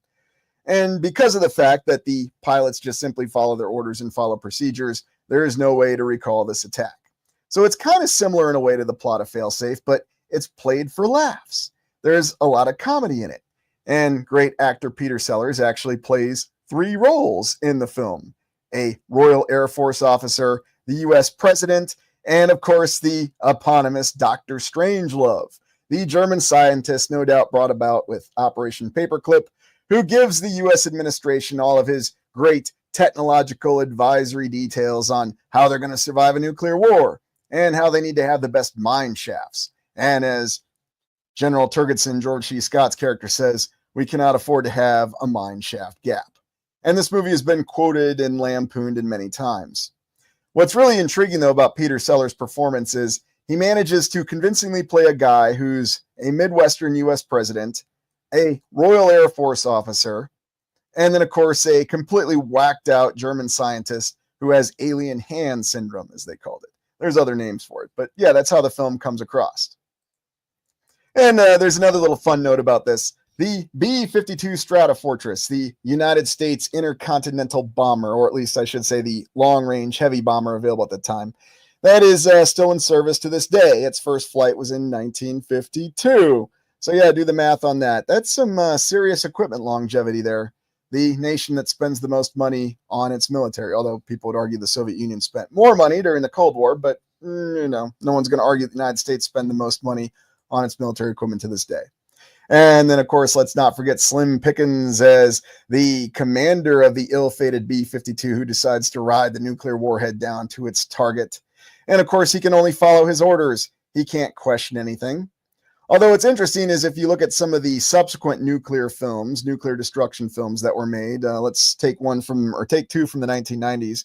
There was By Dawn's Early Light that had Powers Booth in a similar role as a B-52 commander. And he actually sees the fact that the attack is real, but he's reluctant to carry out his attack.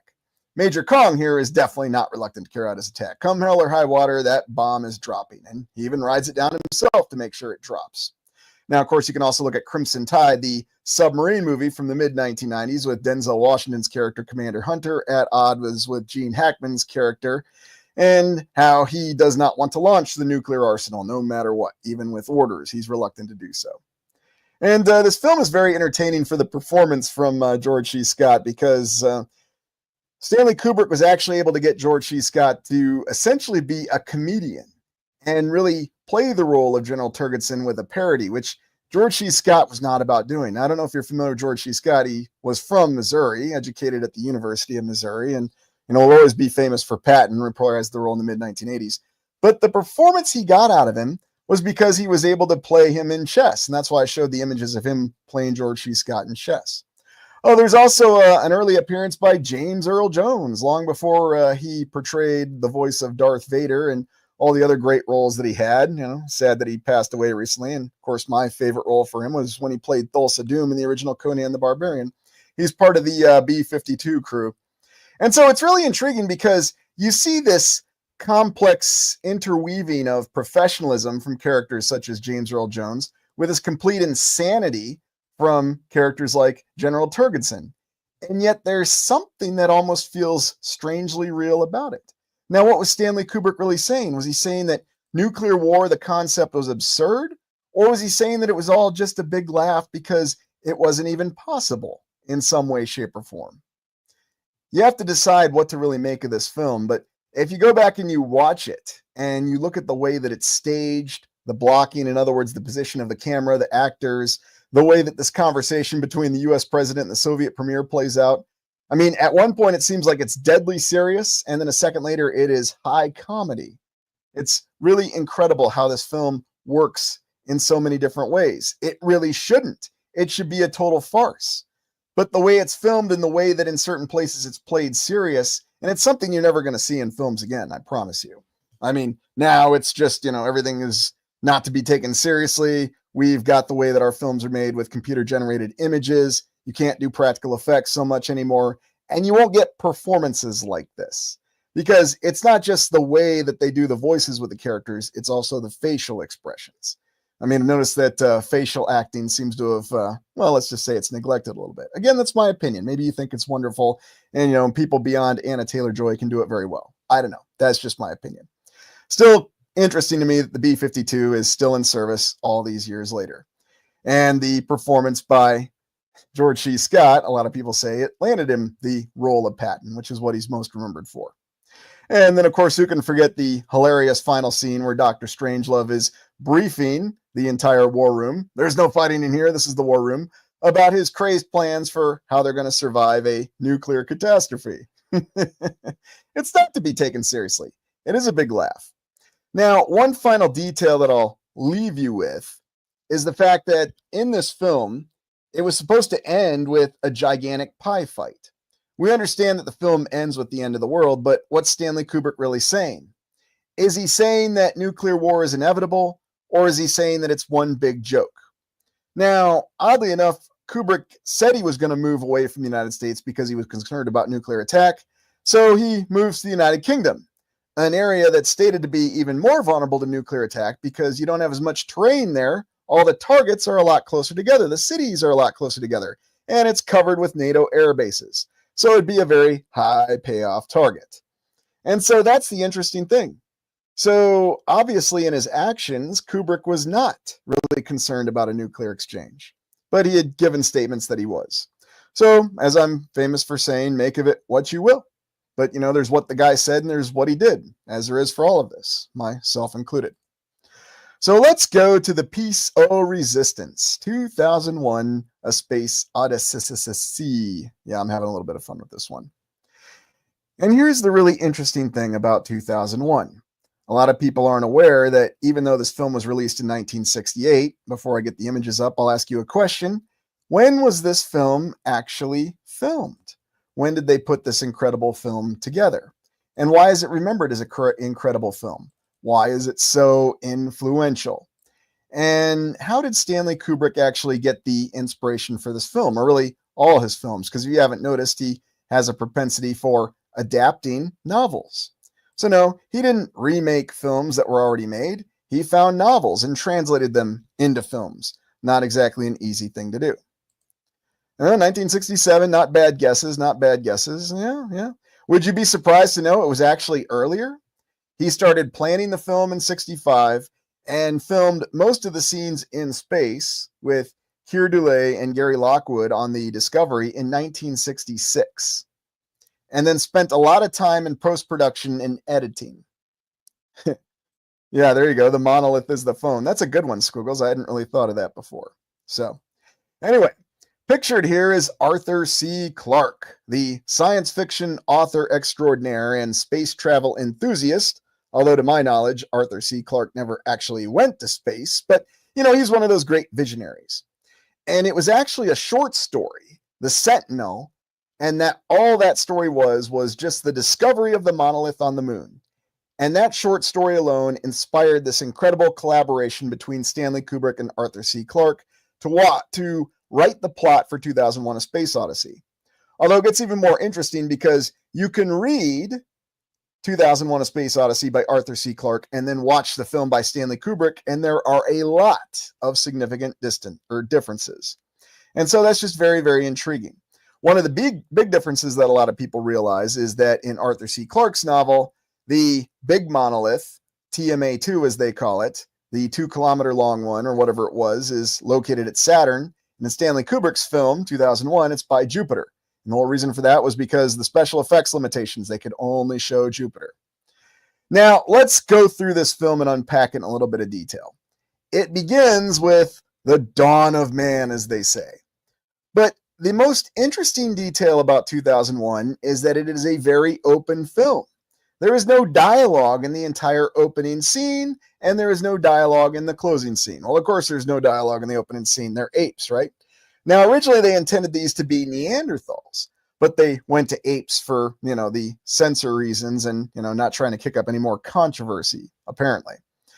But it's intriguing because what you see is the opening landscapes, and a lot of people are derogatory towards 2001 because, well, it's a very slow film, it's a very artistic film. But all the people who watched it in the 1960s, because of the fact that it was such an open film, a lot was left to interpretation. It does not insult the audience. You'd have responses from people ranging from the most religious people you can imagine to atheists, and they all appreciated the film. They all saw a different message in the film. And let's start with one of these initial messages. You would think that this film is actually being a proponent of the evolution theory, fact, as Carl Sagan calls it. Carl Sagan very clearly says it's a fact that really happened in Cosmos, but that's just what he said. I'm not saying that. But there's also the detail that this doesn't support evolution, and I'll get to it in a moment. So the film starts with this very unfortunate tribe of hominids, and they're living in a very desolate land, and they're starving. They can barely sustain themselves. They're on the verge of being destroyed. They're chased off from a water hole by a rival tribe, and it looks like they're going to die. But then they're also being pursued by this terrifying leopard that just feeds on them very easily. So things are looking really, really bad. But suddenly you see them encounter this very strange and obvious artificial object, unless, of course, I found it in some random location and someone might try to tell you that's a natural formation made by erosion. Okay, sarcasm level maxed out. I know. But in the film, it's very clearly an artificial object. And these hominids, these apes, these early men, whatever you want to think of them as, they interface with it. And somehow it gives them the inspiration, the idea. It develops their minds to where these hominids, and you also have this very incredible shot. And you may recall you see this alignment. Alignments are key in this film because this is an artistic film of the monolith, the sun, and the moon. And you may recall there's a similar alignment that's also shown in John Carpenter's film, Prince of Darkness. No coincidence. No coincidence. And if you recall some of the explorations that we did of Dubuque and Dyersville in Iowa, you'll know what that coincidence is. But moving on, suddenly these hominids have the idea to use tools, to use bones as clubs, and therefore they're able to hunt the nearby animals using the bones as clubs, killing them and ending their starvation. They're also able to use the bones to kill the leopard that's hunting them. Granted, the film doesn't show it, it implies it. But then they're able to drive off the rival tribe at the watering hole. And then, of course, the hominid, monkey, early man, whatever, throws the bone up in the air, and it becomes a spaceship. Now, how does this run against the evolution theory? I'll explain. There was no evolution here. There was an influence that came from some kind of higher power. Now, atheists would say that higher power, the monolith, was an alien intelligence. Religious people would say that monolith was the divine force of God, or Allah, or whatever name that we have for him, depending what our belief system is. So you can suddenly see how the brilliance of this film, and it's open to interpretation. It really doesn't support the evolution theory. There was no evolution. These monkeys, these hominids were going to die out. They didn't evolve. They were given the ability to succeed. And yet that is a question that we have. Now, again, remember, I'm just interpreting the film here. I'm not giving you my opinion. But the real question that we have is, why is it that human beings were the only ones that developed the use of tools? Why did no other animal go to this extreme with it? Now, there are arguments and observations. There are certain other animals, little parrots will use their feet to scratch themselves and so on and so forth. But you don't see them using tools, and you certainly don't see them developing high technology, building, say, B-52 bombers and everything else that goes along with it, because we do know we can build airplanes, and we do know that they can fly. We could also build airships, cars, and everything else. But it all started with a bone. And then in the film, the bone transitions into, well, it's ambiguous in the film. It's supposed to be just a space device. But if you look a little bit more closely, It was supposed to be a early Star Wars platform, if you will. And that's what it was supposed to represent in the film, the bone that transitions to it. Now, in the novel, it makes it very clear. It's a Star Wars platform. It's got intercontinental ballistic missiles within it. But the film, it's ambiguous because Stanley had just done Dr. Strangelove. He didn't want to go back to that. Give him credit for that. Every single one of his films were unique, even the multiple films about war. They were very, very different. Every one of his films, quite unique. Now, space travel. You might be thinking, well, 2001 was a proponent of space travel. Okay, I can understand your argument about it not supporting evolution. But what about space travel? He was definitely being a proponent of space travel, was he not? Well, let's unpack this. How is space travel shown within this film? In the film, is space travel exciting or is it monotonous? Is space travel something that you would want to do or something that you wouldn't want to do? And really, really think about that because there's multiple interpretations about that. And so that's something that's really shown within the film. Now, the transition to the second act of the film, we have Dr. Haywood Floyd, the director of the National Aeronautics Council, or whatever they called it in the film. And what do we see him? He's in space and he's sleeping in his seat because space travel is boring. Now, in the novel, 2001, written by Arthur C. Clarke, space travel is very exciting and it's amazing. Well, if space is exactly what we're told it is and what the scientists tell us it is and what Carl Sagans tell us it is, there's a lot of it. And so one would think it'd be very, very boring and monotonous to travel through. That's what the film shows us. What's Haywood Floyd doing every time we see him? He's eating, he's sleeping, or he's crapping. And you think I'm joking, but I'm not. And there's this very interesting scene where he gets on this new space station and stays at the Hilton Inn and calls his daughter, and we get to see a little bit of future technology, and it's kind of intriguing how there were some predictions. Now, people say that 2001 is kind of absurd because you see some old 1960s technology in the film, but they're traveling to space and they're going to the moon and they're even sending a mission out to Jupiter. Although, on the other hand, I could say, yes, and here in the real year of 2025, we have artificial intelligence at our fingertips. We have smartphones and laptops and computers and smart TVs and everything else. And we only send dummies to the moon now. I mean, make of it what you will, but yeah, that's just me being a little flippant. But the Dr. Haywood Floyd that's shown in 2001, played by actor William Sylvester, you might recognize him. He shows up in You Only Live Twice, the James Bond film. He's the American bureaucrat at the Pentagon who's very slowly giving pronunciations. He plays the role of the bureaucrat, Dr. Haywood Floyd, perfectly. You know, he comes across some Russian scientists. What's going on with Clavius Base on the moon, Dr. Floyd? They ask him. We hear there's an epidemic. And Dr. Floyd tells them nothing. He says he's not at liberty to discuss it. Of course, he goes through the pleasantries, plays it perfectly. And you see how the human society has, quote unquote, evolved or de-evolved, if it were. Because one thing that Kubrick paid attention to is human interaction.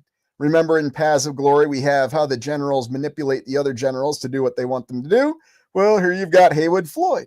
And here he is going off with a foreign interaction with some friends and some acquaintances and playing it quite perfectly. There's even the scene where he gets to the moon and yes, here he is eating and his subordinates at Clavius Base. And he gives a very rousing speech when he gets there about how they have to maintain secrecy about what they found there on Clavius Base. And yes, spoiler, they found a monolith there on the moon from the American base.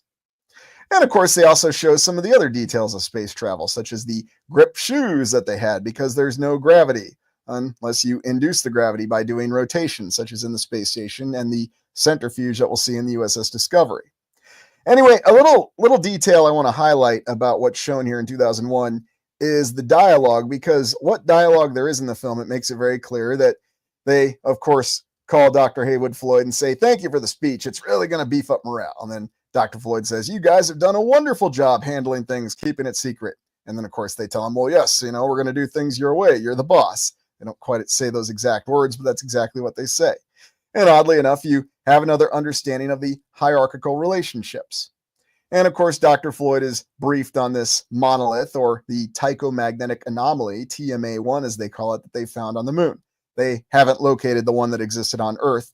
That gave the monkeys, hominids, apes, early men their idea to use tools. And in this very I'll say it, some people consider this a monotonous section, but there's a reason for it. Space travel is boring in the film. All there is to do is eat, talk to people when there's people to talk to, sleep, and then, of course, when you have to, use the bathroom. And the zero-gravity toilet is very, very complicated to use. There's 10 sets of instructions there, and he looks rather concerned. And there's a reason. Remember, his films, he had total creative control. Arthur C. Clarke had no control over what was actually filmed and what was put in the screenplay. This was all Stanley Kubrick. Now, you could say that he was showing the details of how difficult space travel would be. Maybe. Or maybe he was showing something else about the reality of space travel. It's ultimately your own conclusions to make. But when you look at it through that lens, how there's absolutely nothing exciting for Dr. Floyd when he goes from Earth to the space station and then the space station to the moon, and every nuanced detail of that is shown, you realize what it's all about. I mean, there's a little more dialogue when he addresses the staff of Clavius Base, and they've come up with their cover story of the epidemic because they don't want anybody on Earth to know about the monolith they found on the moon. The people need to be prepared, and if they're not prepared, it's going to be a disaster. Those exact words. Oh, by the way, we appreciate your cooperation, and after this speech, you're going to sign oaths of secrecy. Now, we're not really sure the composition of the staff. It should be noted that everybody has the title of doctor in this film, or scientist, or whatever, so we're not under the impression that this is a military organization, but it's rather odd that it functions like a military organization. You might also notice that when Dr. Floyd is giving his little speech at Clavius Base, virtually every shot frames Old Glory right next to him.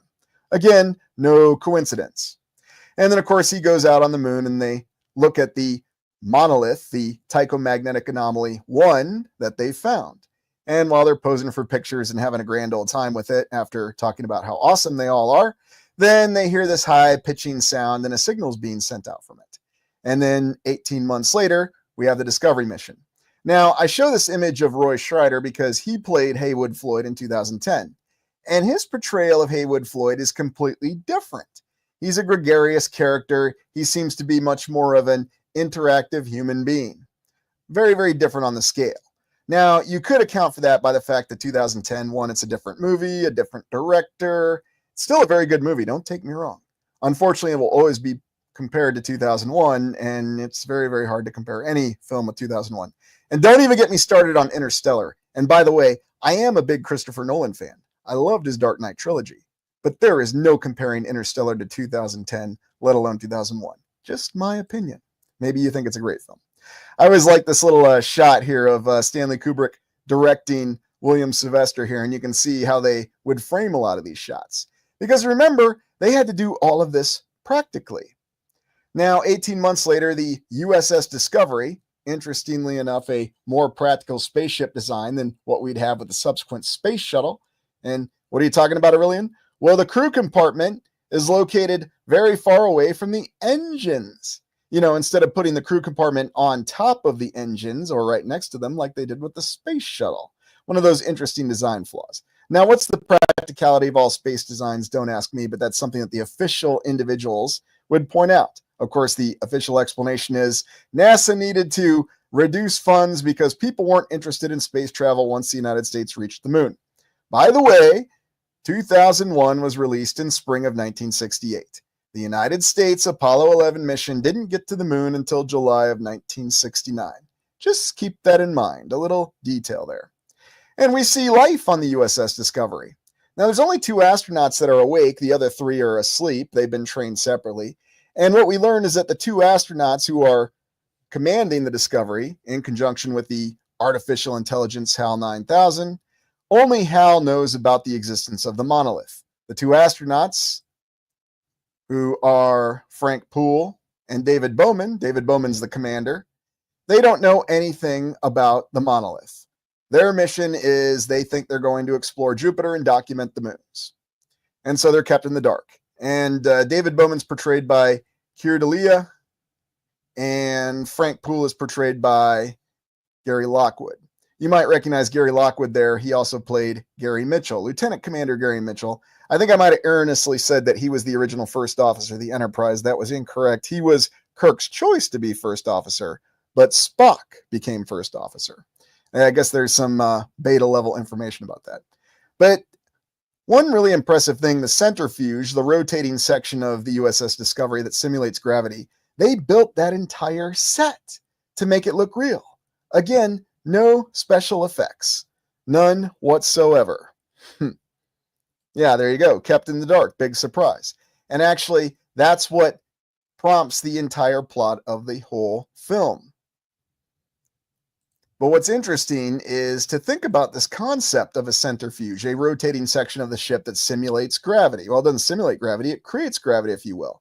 Because one of the biggest problems that were informed with actual space travel is that you can't have astronauts, cosmonauts, whatever we're calling them today, operate in zero gravity for an extended period of time. That's why we do all those studies on the International Space Station, right? And here we're still at it in 2025. But here's a little picture of the set. And, in interviews with Keir Dullea and Gary Lockwood, they talk about how they set up this entire centrifuge and what they had to do with filming this, and how they would strap Gary Lockwood to the seat and then have Keir walk around to him to really simulate the centrifuge, the concept of this rotating section of the ship that would create gravity, which suddenly made this long journey, this nearly 2 to 3 year long journey from Earth to Jupiter, plausible, at least for the astronauts. And here's another image of Stanley with a centrifuge. And, it's really, really amazing to me. By the way, the centrifuge was not featured at all in the film 2010. They featured the pod bay and the command deck of the Discovery and the emergency airlock, but they did not show the centrifuge. Probably wasn't an easy set to construct. Very intriguing, wouldn't you say? Just a little detail there. And now we talk about artificial intelligence, the HAL 9000, the computer of the USS Discovery. Now, of course, you can talk about all the nuances of HAL being close to IBM and so on and so forth, but then there's also the algorithm for what HAL really stands for. By the way, it includes algorithm in it. But artificial intelligence, that runs the ship, that's trusted to run the ship. And of course, HAL is voiced by Canadian actor Douglas Rain. A little side note, if you want to watch something interesting, watch the Canadian-produced film Universe from the very early 1960s, which Douglas Rain narrated. And that was where Stanley Kubrick had actually gotten the inspiration to make this space film. And when they were filming it, he didn't have the voice of Hal figured out. He actually had one of his assistant directors doing the voice. So in interviews with Keir Dullea and Gary Lockwood, they talk about how the voice of HAL 9000 sounded like Michael Caine. It was very British because his assistant director was British, because Stanley Kubrick's crew was British. He had American funding, but he was working with the British filmmaking industry. So again, infinite resources to make this incredible film that's visually striking. But HAL 9000, the computer that knows of the existence of the monolith, its main directive is to process information and share it with the crew of the Discovery. But HAL's been given an order from the National Security Council, the United States High Command, not to share the existence of the monolith. And this creates a conflict within the programming of HAL. Now, in the film, it's kept very vague for why HAL malfunctions and decides to kill the crew, because, yes, spoiler, if you haven't seen it, that's what he decides to do. But in the novel, they make it clear it's the conflicting orders. And then in the sequel, 2010, they openly state it. And then there's a hilarious denial by Roy Schreider as Haywood Floyd, "I didn't know," even though in 2001 there's a video of his character saying, "Known only to your HAL 9000 computer and not to you, we have evidence of alien life, the monolith." Yeah, it's kind of hilarious when you think about it. So is he lying, or, is it just because of different continuity? Hard to say. But what's really interesting is that when HAL is questioning Dave and asking him, "What do you think about these rumors of our mission being for different reasons and these strange reports that we have of things being found on the moon?" And then, of course, the scientific crew being trained separately and all the security. And it's almost as though he's trying to get Dave to say something. But Dave doesn't say anything. He says, "You're working up your crew psych report." You can almost hear the palatable disappointment in Hal's voice that he didn't bait Dave into saying something. And right when Dave responds that way is when Hal comes up with the very phony malfunction of the AE-35, or their transmitter that talks back to Earth. Well, of course, Dave goes out there, they bring in the AE-35 transmitter, and he can't find anything wrong with it. So they go and have a private conversation in the pod. They think that Hal can't monitor them. And so they talk about disconnecting Hal because it seems like Hal's malfunctioning. And the conversation is the most dialogue really in the middle section of the film. And it's really intriguing when you think of how different both the actors and the characters are. Keir Dullea and Gary Lockwood. You couldn't really find two different guys. But the way they come across, Gary Lockwood's character, Frank Poole, is very confrontational to Hal. Dave is a lot more understanding. He tries to play it easy with Hal. But when they're locked in the pod and they think that Hal can't monitor him, although here's Hal's red eye in the background. Now, if you didn't see this film in theaters, there was an intermission that occurred. And right when they talk about disconnecting Hal, because if they determine Hal is malfunctioning, they decide to disconnect him. And basically that's killing Hal. At least that's how Hal would see it. We find out that Hal is actually reading their lips and knows exactly what they're saying. The film cuts to intermission right at that point. And so I remember everybody being out in the, going to the bathroom and talking, and they're saying, oh my gosh, the computer knows that they're possibly planning to disconnect it. Well, Frank goes out there to replace the unit, and Hal rams into him with the pod, and of course it breaks his oxygen and sends him flying.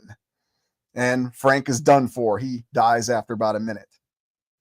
And it's one of the more famous scenes. And, the horror of the void is what people will say, because there's no sound in space. Of course, if you watch a Star Wars film, there's explosions and, people are running from one explosion to the next. And yes, that's even the original Star Wars films. But remember that George Lucas was inspired by the vision of 2001, especially the detail in the models and the large jets and even the large moon command base.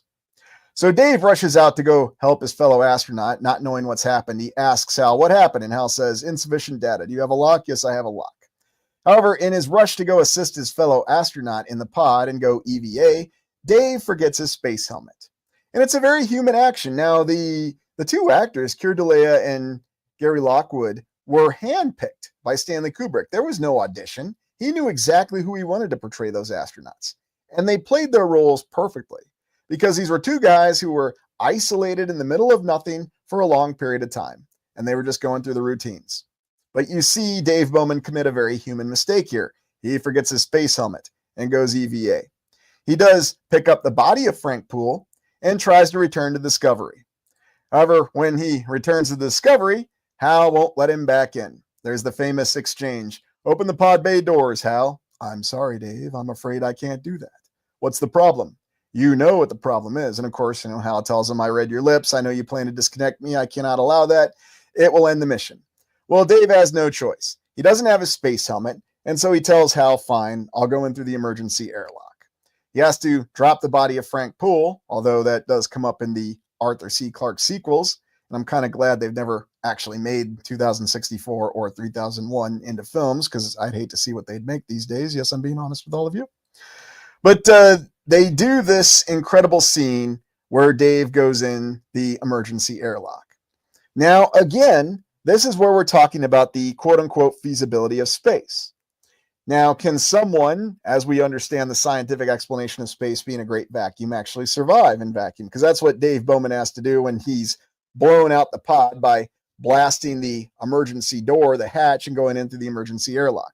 It's a great stunt, too, and Keir Dullea explains it very well, how they actually film it where he was up 2 stories and jumped down with a rope attached to him, and then they had another guy, off camera, of course, with the rope, who jumped back the other direction, and that's how they got that effect of him being pulled back up towards the ceiling. Very, very incredible. But, they said that it was technically incorrect because it looks like he took a deep breath before he was blown out into the airlock, in the vacuum. And of course, Arthur C. Clarke said, they just should have consulted me. I would have told them how it was done. Because remember, from my knowledge, Arthur C. Clarke had never been in space. But of course, neither had Carl Sagan. But just because someone hasn't been somewhere doesn't mean they're not an expert in it, right? Now, I don't think I'm denigrating Arthur C. Clarke. I know he did deep sea diving, and he was a very creative writer. But, was he actually in space? I mean, was Mary Beard ever in Rome? No. Was Lucius Aurelian, me, ever affiliated with anything in Rome? Hell no. But, if I'm a good writer, I can tell you that I am. Now, once Dave gets back in, he puts back on another space helmet and goes to disconnect Hal. And this is where I think there's a lot of great acting from Keir Dullea, because you see this interplay between Dave. He's initially in a vengeful mood. He wants to disconnect Hal because, while he was outside, Hal killed the 3 sleeping astronauts and has already killed Frank Poole. So that's 4 humans he's killed. And now Dave's only recourse is to disconnect Hal. And initially he's vengeful, but as he goes on with disconnecting Hal, Hal begs him to stop. And Hal even says it, "I feel my mind going." And the facial acting that you get from Keir Dullea is quite incredible. Now, I have a lot of respect for Keir Dullea because it's not just the fact that he was in 2001 and played a very difficult role. There was a series in the 1970s that everybody forgot about, early 1970s. I think it came out in 1973, from the Canadian Broadcasting Company. And it was based on a plot by Harlan Ellison called The Star Lost. And Keir Dullea went all into it, even though the show was set up from the start to fail. The writer, Harlan Ellison, didn't want anything to do with it because he felt the producers were hamstringing it. And Harlan Ellison had a reputation, I don't know, I wasn't there, I don't know what happened, but for having great ideas but not finishing them. So really it was when Babylon 5 came about and J. Michael Straczynski figured out the perfect role for Harlan Ellison, creative consultant, but don't count on him to finish scripts on time. He's got a great mind, but don't count on him to finish things in time. Anyway, Keir Dullea starred in that series, and it's got a lot of intriguing ideas, but I'm not going to recommend it because it is a very, very hard watch. And there are parts of it that you can just tell they didn't really go all in on. But then after he disconnects HAL 9000, a very difficult scene, he gets the taped message from Dr. Floyd, where Dr. Floyd says, "Only known to your HAL 9000, alien life was found on the moon. And there's a larger monolith near Jupiter, 2 kilometers long." And this is the reaction shot. So Dave spends another couple months on the discovery all by himself. HAL 9000 is disconnected. The other crew are dead, and he ejects the bodies into space. And he comes across the 2-kilometer long massive monolith. And yeah, I use this image because some of the film shots are difficult to see. And he actually goes through the monolith. Is it a Stargate? Is it a portal? Hard to say. And this is where the film goes through its psychedelic effect and some of the most unique psychedelic effects, again, that you're never going to see in a film. What's it really representing? Oh, it looks like I missed something. Oh, thank you. Thank you. I appreciate that, As You Wish. And thank you, Nana. I appreciate that very much. Yeah, I'll admit this is a little bit more of an exploration that I'm doing because I find this topic quite interesting. So now he really has no one to talk to. Yeah, exactly, Kathy. Yeah, Leo says the singularity. That's a good point. I mean, what is it? And that's another question in terms of people saying that maybe Kubrick was hinting at something, going through a portal. What really is what we think of as space travel? Is there a reality to it? Or is it all just something that we see in our minds? How practical is it? And you see so many incredible images. And of course, this is one of my favorites. You have these very, very strange diamond devices. Are these some kind of life form? Are these disembodied ethereal life forms? Are they some kind of AI? What exactly are they? That's the beauty of this film. There's so many ways to interpret this. There's a reason, though, that I'm highlighting this scene. There's something very, very critical that's communicated in this. Now, if you get the chance, go ahead and watch the Stargate scene, if you will, where Dave Bowman traverses the monolith. Now, there's a line that's not in the film where he goes in the monolith and he says, "My God, it's full of stars." That's only in the book. It's not in 2001. There's no dialogue in the entire final section of the film. It's all imagery. But immediately following this scene, you see the camera go over some desert scenery, and they filmed it in Arizona, and they do some interesting color effects. But knowing what we know about deserts and knowing what we know about some of the interesting structures there, watch it. Watch this particular scene and pay very close attention to every little detail and nuance. And you might be surprised with some of the things that stand out to you. Now, I'm not going to tell you exactly what to look for. I'm just going to tell you to look at it with the glasses that we look through when we do our explorations. What's really going on? What's it really about? Is that what's really being communicated in this film? Now, when Dave reaches the end of his journey, he's suddenly transported to what seems to be this incredible, comfortable Victorian-era hotel. But it's not perfect. A glowing floor, an odd mishmash of conflicting styles. And how many times do we see this with architecture. And by the way, Stanley Kubrick does highlight architecture in his films, and they do tell a very important part of the story. Now, is it even these advanced life forms? Are they aliens? Are they some kind of advanced AI? You know, the monoliths are stated to be AI, but who knows? You can read the Arthur C. Clarke books and he spells it out very clearly. But you can just watch the film and Stanley Kubrick says, you interpret the ending. I'm not going to tell you what to think. And Keir Dullea said the same thing. You interpret the ending. It can have multiple different interpretations. What I find interesting, you see the same thing that we see with the attempt to replicate old world buildings. A very honest attempt, but also a very vain attempt. And what happens here in this part of the film is we see Dave rapidly age, or he goes through some kind of strange time vortex where suddenly he's in his late 20s, and now all of a sudden he's a very, very old man, and then he sees the monolith. Now, little note, Keir Dullea is still with us. He's almost 90 years old, and he's as sharp as a tack, kind of like William Shatner. So I guess the secret to longevity in the 1960s was to star in a science fiction franchise. Oh, by the way, Gary Lockwood's still with us, too. I think he's 88 now. You might remember when he portrayed Gary Mitchell in Star Trek Where No Man Has Gone Before. Great character. But anyway, he encounters another monolith, and suddenly he's transformed into the Star Child. What the hell is the Star Child, you might ask? Is it Dave being transformed into a different life form? Is he ascending? Some people would say, well, it's evolution, get it? People went from monkeys, they evolved into humans, and humans evolved into Star Child. But there is no damned evolution in this film, because it's the other agency, whether you want to think of it as an alien intelligence, a deity, that transforms the creatures from one form to the other. That's not flippant evolution. So what to make of it? That's the real brilliance of the film, though, is that it's open to interpretation. Sure, you can take it at face value and say, yeah, it's kind of a trippy film. It's got the big psychedelic scene in it, and and I expect to see things blow up every 5 seconds, so I can't really pay attention to it, And I'll be honest with y'all, I've been conditioned to be that way. We all have. Of course, there's a reason why Star Wars was blasted in our eyes, and I'm not saying Star Wars are bad films or anything like that, even the more recent ones. I don't have to say that. But you think about how attention spans and how the way we have been formatted as human beings has changed from when this film was released in the 1960s.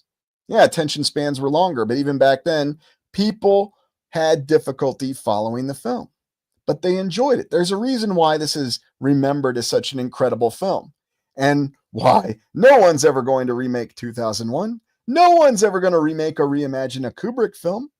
Interstellar was a love letter to it. I guess you could say that, in the same way that Superman Returns was a love letter to the Richard Donner film. But, make of it what you will. The detail that Kubrick went in building out these scenes and really staging this is what's remembered most about this film. And also all the detail that he did in all these sets. Now remember, this film took a long time to make. Keir Dullea and Gary Lockwood had finished filming their scenes by 1966. The film wasn't released until 1968. Still had to do the ape monkey scene, which was done with mimes, by the way. Still had to do all the location shooting. Remember that Stanley Kubrick did not fly. He had a pilot's license, but he did not fly. I remember Keir Dullea saying many times he would send out location scouts, and then they would interface. And remember, this was before the internet. This was before email was available to everybody. Somehow he would interface and get the exact shots that he wanted to. Yet the guy wasn't known to fly. He would take a boat. Another little interesting detail. All right, let's go to our final film here that we're going to look at with Stanley Kubrick. Now, I know there are plenty of other films with Stanley Kubrick, A Clockwork Orange, but we're just covering the first phase. And if there's a demand, we'll look at the second phase. Why am I ending with A Clockwork Orange? Well, A Clockwork Orange, 1971, was the film that Stanley Kubrick kind of made in response to 2001. And here was the thing. I guess he had gotten some, how shall we say, criticism about the fact that, look, if you can make a film with infinite resources, all the budget, all the special effects, and over a 5-year period, can you make a film with a very limited budget? And then the answer is yes, and I'm going to do A Clockwork Orange. And A Clockwork Orange is really the start of Malcolm McDowell's career, and that guy's been in so many movies now, you know. Of course, he was famous as the guy who killed Captain Kirk in a very ill-fated scene that was not very well written, in my humble opinion. Thank you, Ronald D. Moore. But, you know, at least we've never had to endure the assassination of the Captain Kirk character. And no, none of the characters of Captain Kirk that I've seen since 2000 do I accept as Captain Kirk. There's only one Captain Kirk, and that is William Shatner. That's just my opinion. Make of it what you will. And yes, I'm well aware of all of William Shatner's character flaws. I'm not someone who thinks that he's a god. I think he's someone who's had a successful career, and he's rather quite comical, and he's managed to parlay that in many ways. He also has many character flaws, as do we all. So anyway, Clockwork Orange. Stanley Kubrick adopted another book showing how society can create terrifying things. Now, the reason I show this little still here from 1984, and this is actually from the film 1984, from the same year, 1984, the one with John Hurt, I'm showcasing the brutalist architecture that was in the film. Recall that Stanley Kubrick was big on showing architecture. And in A Clockwork Orange, you can't help but notice all the brutalist architecture.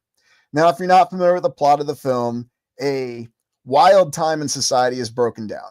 You have a society that is very, very permissive. People can do whatever the heck they want to, and it's created a lot of violent activities. You have disengaged families, and you have people running around just committing acts of ultraviolence. Yes, I'm summarizing this very, very distinctly. But this is shown. This brutalist architecture is part of this dystopia. It's a key factor in the film.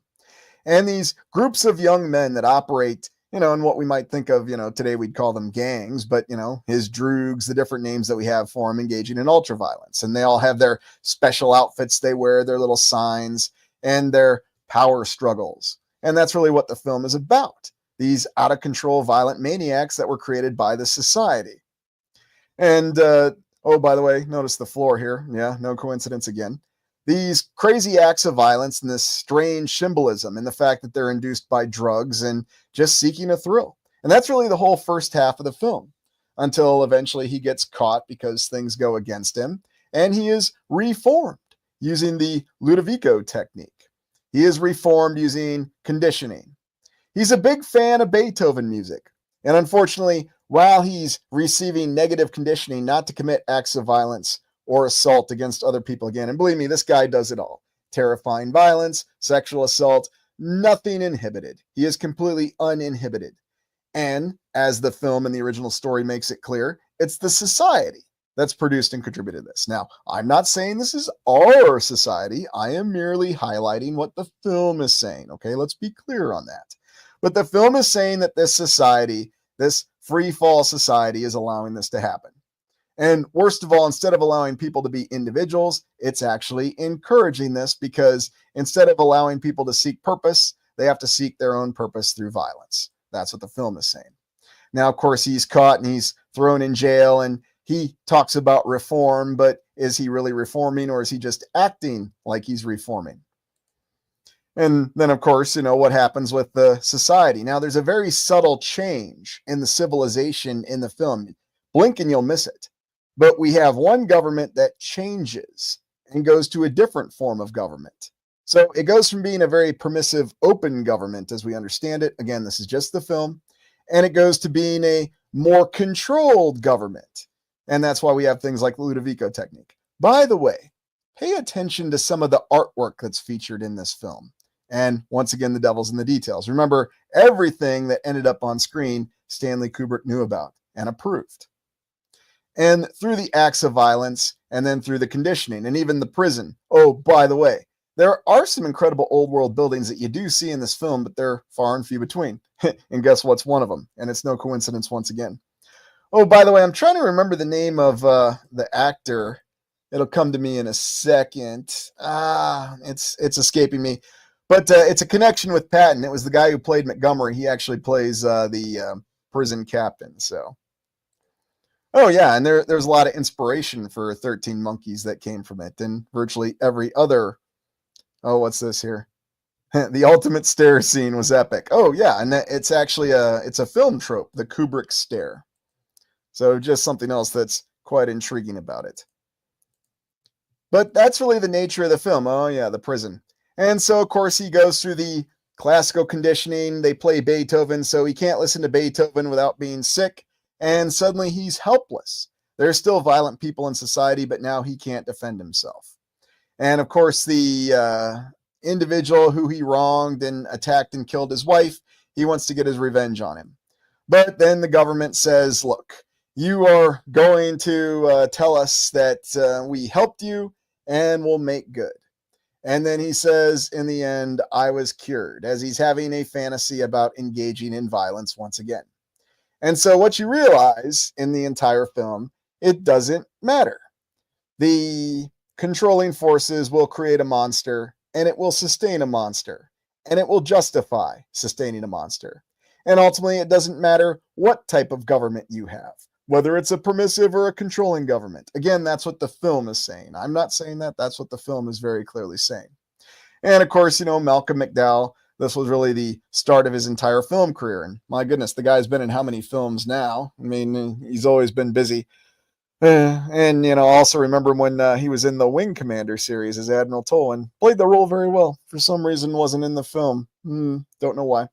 Another one of those strange things. Oh, yeah, here he is, the guy who portrayed Field Marshal Montgomery in Patton. Played the role very well. And like I said, go back and actually listen to how Patton sounds and compare it to George C. Scott. It's quite interesting. And then some of the brutalist architecture that appears in the film, representing this incredible society, this civilization that's in this film. The way the music comes together and the way that this film just feels like it's out of complete left field. It is very creative, and it's very different than the previous films that Stanley Kubrick did. Now, I know there are other films that he did, and I'm going to wait to see if there's actually a demand from viewers to continue covering those films. Now, I know you're probably asking, when are you going to cover Eyes Wide Shut? That's the film we really want you to get to, because there's all kinds of, how shall we say, disclosures in that film. Yes, there are. And I have talked about Eyes Wide Shut before. It was actually when I did the exploration with Donnie P, NMM Podcastio. That was last fall. Very interesting exploration where we talked about Milton Keynes and how one of the statues in the theater district looked exactly like the statues from Eyes Wide Shut, the last film of Stanley Kubrick, where they just all happen to be wearing carnival masks from, that great carnival in Venice. Now, other films of Stanley Kubrick. You have one of the most overlooked, tragically overlooked films. Yeah, there is Lolita. The interesting thing about Lolita is that's a very difficult one to cover for a variety of reasons. But that's one of them. But the one that gets overlooked is Barry Lyndon. That was supposed to be Stanley Kubrick's Napoleon film. But the issue is they had that Napoleon film that fell on its face, and so he changed it to make it more of an epic film. Here's what's interesting about Barry Lyndon. He actually filmed the entire film using natural lighting. And it's probably one of the most beautiful films you've ever seen. And it looks completely natural. There's also some incredible old world architecture that's showcased in Barry Lyndon. And it gets even more comical when you watch the film and you think about, gee, we've got this entire civilization that's on horse and buggy and somebody managed to build all these incredible structures. Yeah. So there's Barry Lyndon. There's The Shining. The Shining, you could do a whole live stream exploration on in and of itself. There's so much subtext in that and so much meaning. And then, of course, there's Full Metal Jacket, the final great war film that he did. And then Eyes Wide Shut. There's plenty of other films that we haven't talked about yet with Stanley Kubrick, but I wanted to talk about this first phase because you look at how it corresponds with what was going on with the things that we've explored. How we went to the post-war period and went through urban renewal. And all these films seem to be communicating that. It seemed to be warning of what could happen. I mean, A Clockwork Orange is a warning. Dr. Strangelove is some kind of disclosure. If he was really concerned about nuclear war, then he would have made a serious film just like Failsafe. He did not make a serious film. He made a satire, a black comedy. Ah, yes. And Eyes Wide Shut sucked. It is interesting that there was a big break from Eyes Wide Shut in his last film. Some people say that it was all disclosure and he wasn't actually trying to get a good film out. I don't know. But yeah. Yeah, Minority Report. Yeah, that is an interesting film. Of course, I'd be remiss if I didn't mention AI and who was originally supposed to do AI and who ended up doing AI. So, well, and then there were some interesting rumors that came about with Eyes Wide Shut. Really going through that film, not appreciating the film for its merits itself, but what the film was actually showing us. And perhaps the most interesting detail about it, the book that film was originally based on. Yes, the film is in New York City, but the original book was set in Vienna, in Austria, a place that has gotten our attention before. So, who would approve brutalist designs? Somebody who's trying to keep everyone in a very lax state of mind. Or, maybe you could say it's classical conditioning. I don't know. And so there we have it. But if there is a demand, I will cover the other films of Stanley Kubrick. And I do plan to devote some time, if we go to another old world in film, just to The Shining, because there's a lot of interesting details with The Shining. Yes, Jack Nicholson, so on and so forth, but there's a lot more of it behind that. Megalopolis. Yeah, don't get me started on that one. That's Francis Ford Coppola. So anyway, well, when we get to it, we'll come back to it. Now, I have one final thing I wanted to talk about. And going back to 2001. 2001, A Space Odyssey showcased us AI, artificial intelligence, the first mainstream pop culture display of artificial intelligence. What's artificial intelligence gotten us? Well, I thought I would do a little test before I got to this exploration and just play with that old trope, AI as a crapshoot. Now, you may recall when I did the exploration on the strange events that occurred after World War II, one of the questions that's always bothered me, and this is from something that even when I taught history, I wanted to ask the almighty AI, because people in the comment section will say, why don't you just do a Google search? Well, now Google's got AI. And what did the AI tell us? I asked the question, why didn't the United States use nuclear weapons in the Berlin blockade? You remember the Berlin blockade. That was when the Soviet Union cut off access to Berlin from the Western powers, 1948 to 1949. And here's what the AI says. The United States did not use nuclear weapons during the Berlin blockade, primarily because doing so, this is in bold, would have risked escalating the conflict into a wider, potentially nuclear war with the Soviet Union. Now, what is the problem with this? Does anybody know what the problem with that is?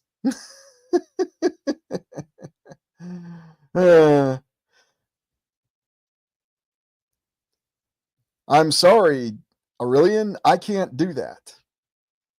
This is supposed to be artificial intelligence. What's it saying? Now, it does admit its mistake here, and it's not bolded. While the U.S. had a nuclear monopoly at the time, they lacked sufficient weapons and delivery systems to ensure a decisive victory. And the potential for devastating retaliation from the Soviet Union was a major deterrent. Oh, so we're trying to have it both ways. The U.S. did not have a vast stockpile of nuclear weapons in 1948, 1949. Okay, so that's what they say. But what's the problem with this? They try to say that, well, there would be a nuclear war with the Soviet Union. But remember, when the Berlin blockade ended, it was the start of the summer of 1949. The first Soviet nuclear weapon, the first atom bomb, according to official history, was detonated 3 months after the Berlin blockade in August. So this answer is giving you a conflicting answer.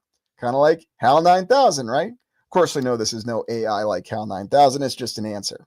And again, it's giving you a conflicting answer.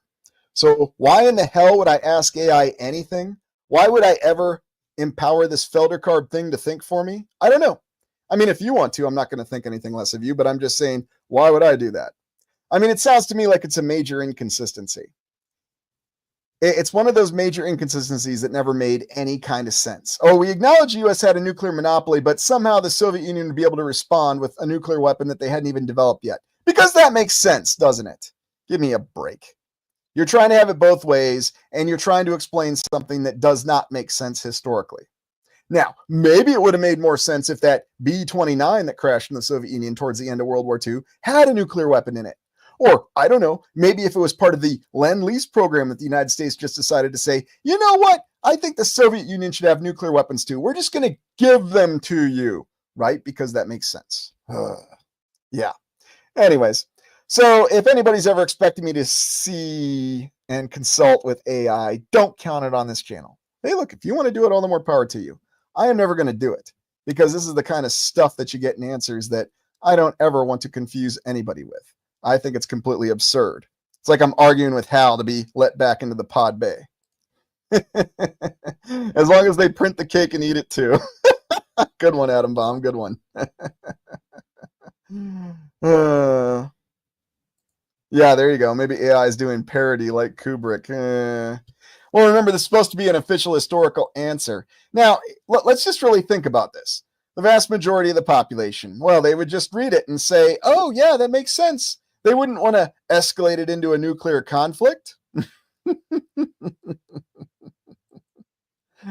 Yeah, well, that's what they say. The spies eventually did, but, well, they exist in the minds of people, Kathy, and that's where it's most important that they exist, right? I mean, something happened to Hiroshima and Nagasaki. That's what people are going to say. And I'm not denying that people died there. There was firebombing there. There was also firebombing in Germany. Nobody denies that. But what exactly happened? Wasn't there? Don't know. It is very, very interesting, though, isn't it? But it's not something you're supposed to talk about. The whole point I'm getting at is this is just very interesting. You get this bizarre, conflicting answer. You can't even give me a straight answer. This should be very direct. This should be a very easy answer. There's a better answer to this. I'll tell you what it is. As a human being, I can figure it out. Because the United States did not want to be seen as an aggressor, even though the Soviet Union had been the aggressor in cutting off access to Berlin. By the way, why didn't they cut off the air avenues of approach to Berlin? Well, because I guess that would have been too aggressive. We're only going to cut off the ground routes, because that makes sense too, right? And don't bother asking that question either. Yeah, there you go. It's a jelly donut. Absolutely right. But that's why they say, and you can find the film trope AI is a crapshoot. Hal's a crapshoot, and whatever we're calling AI today is, well, I'm not even going to call it a crapshoot. But that's okay. So conflicting answers from humans, conflicting answers from AI, it's all the same thing. Maybe you're just better off thinking for yourself. I don't know, call me crazy. Anyway, a little bit of an off-key exploration. I hope you enjoyed it. Please hit the like button, and appreciate you supporting the channel. Oh, what's Adam got here? Always possible the same AI wrote history that we read about the old world. Yeah, well, you know what? If the same one wrote it, Brother Adam, you'd think we'd get some more consistency in the answers. This would be a little bit better thought out, don't you? But, you got that inconvenient thing with certain people asking questions that, they're not supposed to ask, but people are still asking those questions. So I don't know what to make of it. Maybe it does all make sense. If you turn your brain off, it makes perfect sense. If you let someone or something else think for you, it does make sense. So anyway, well, I hope you enjoyed this exploration. Hit the like button before you go. And this is Lucius Aurelian signing off. We'll see you on the next exploration.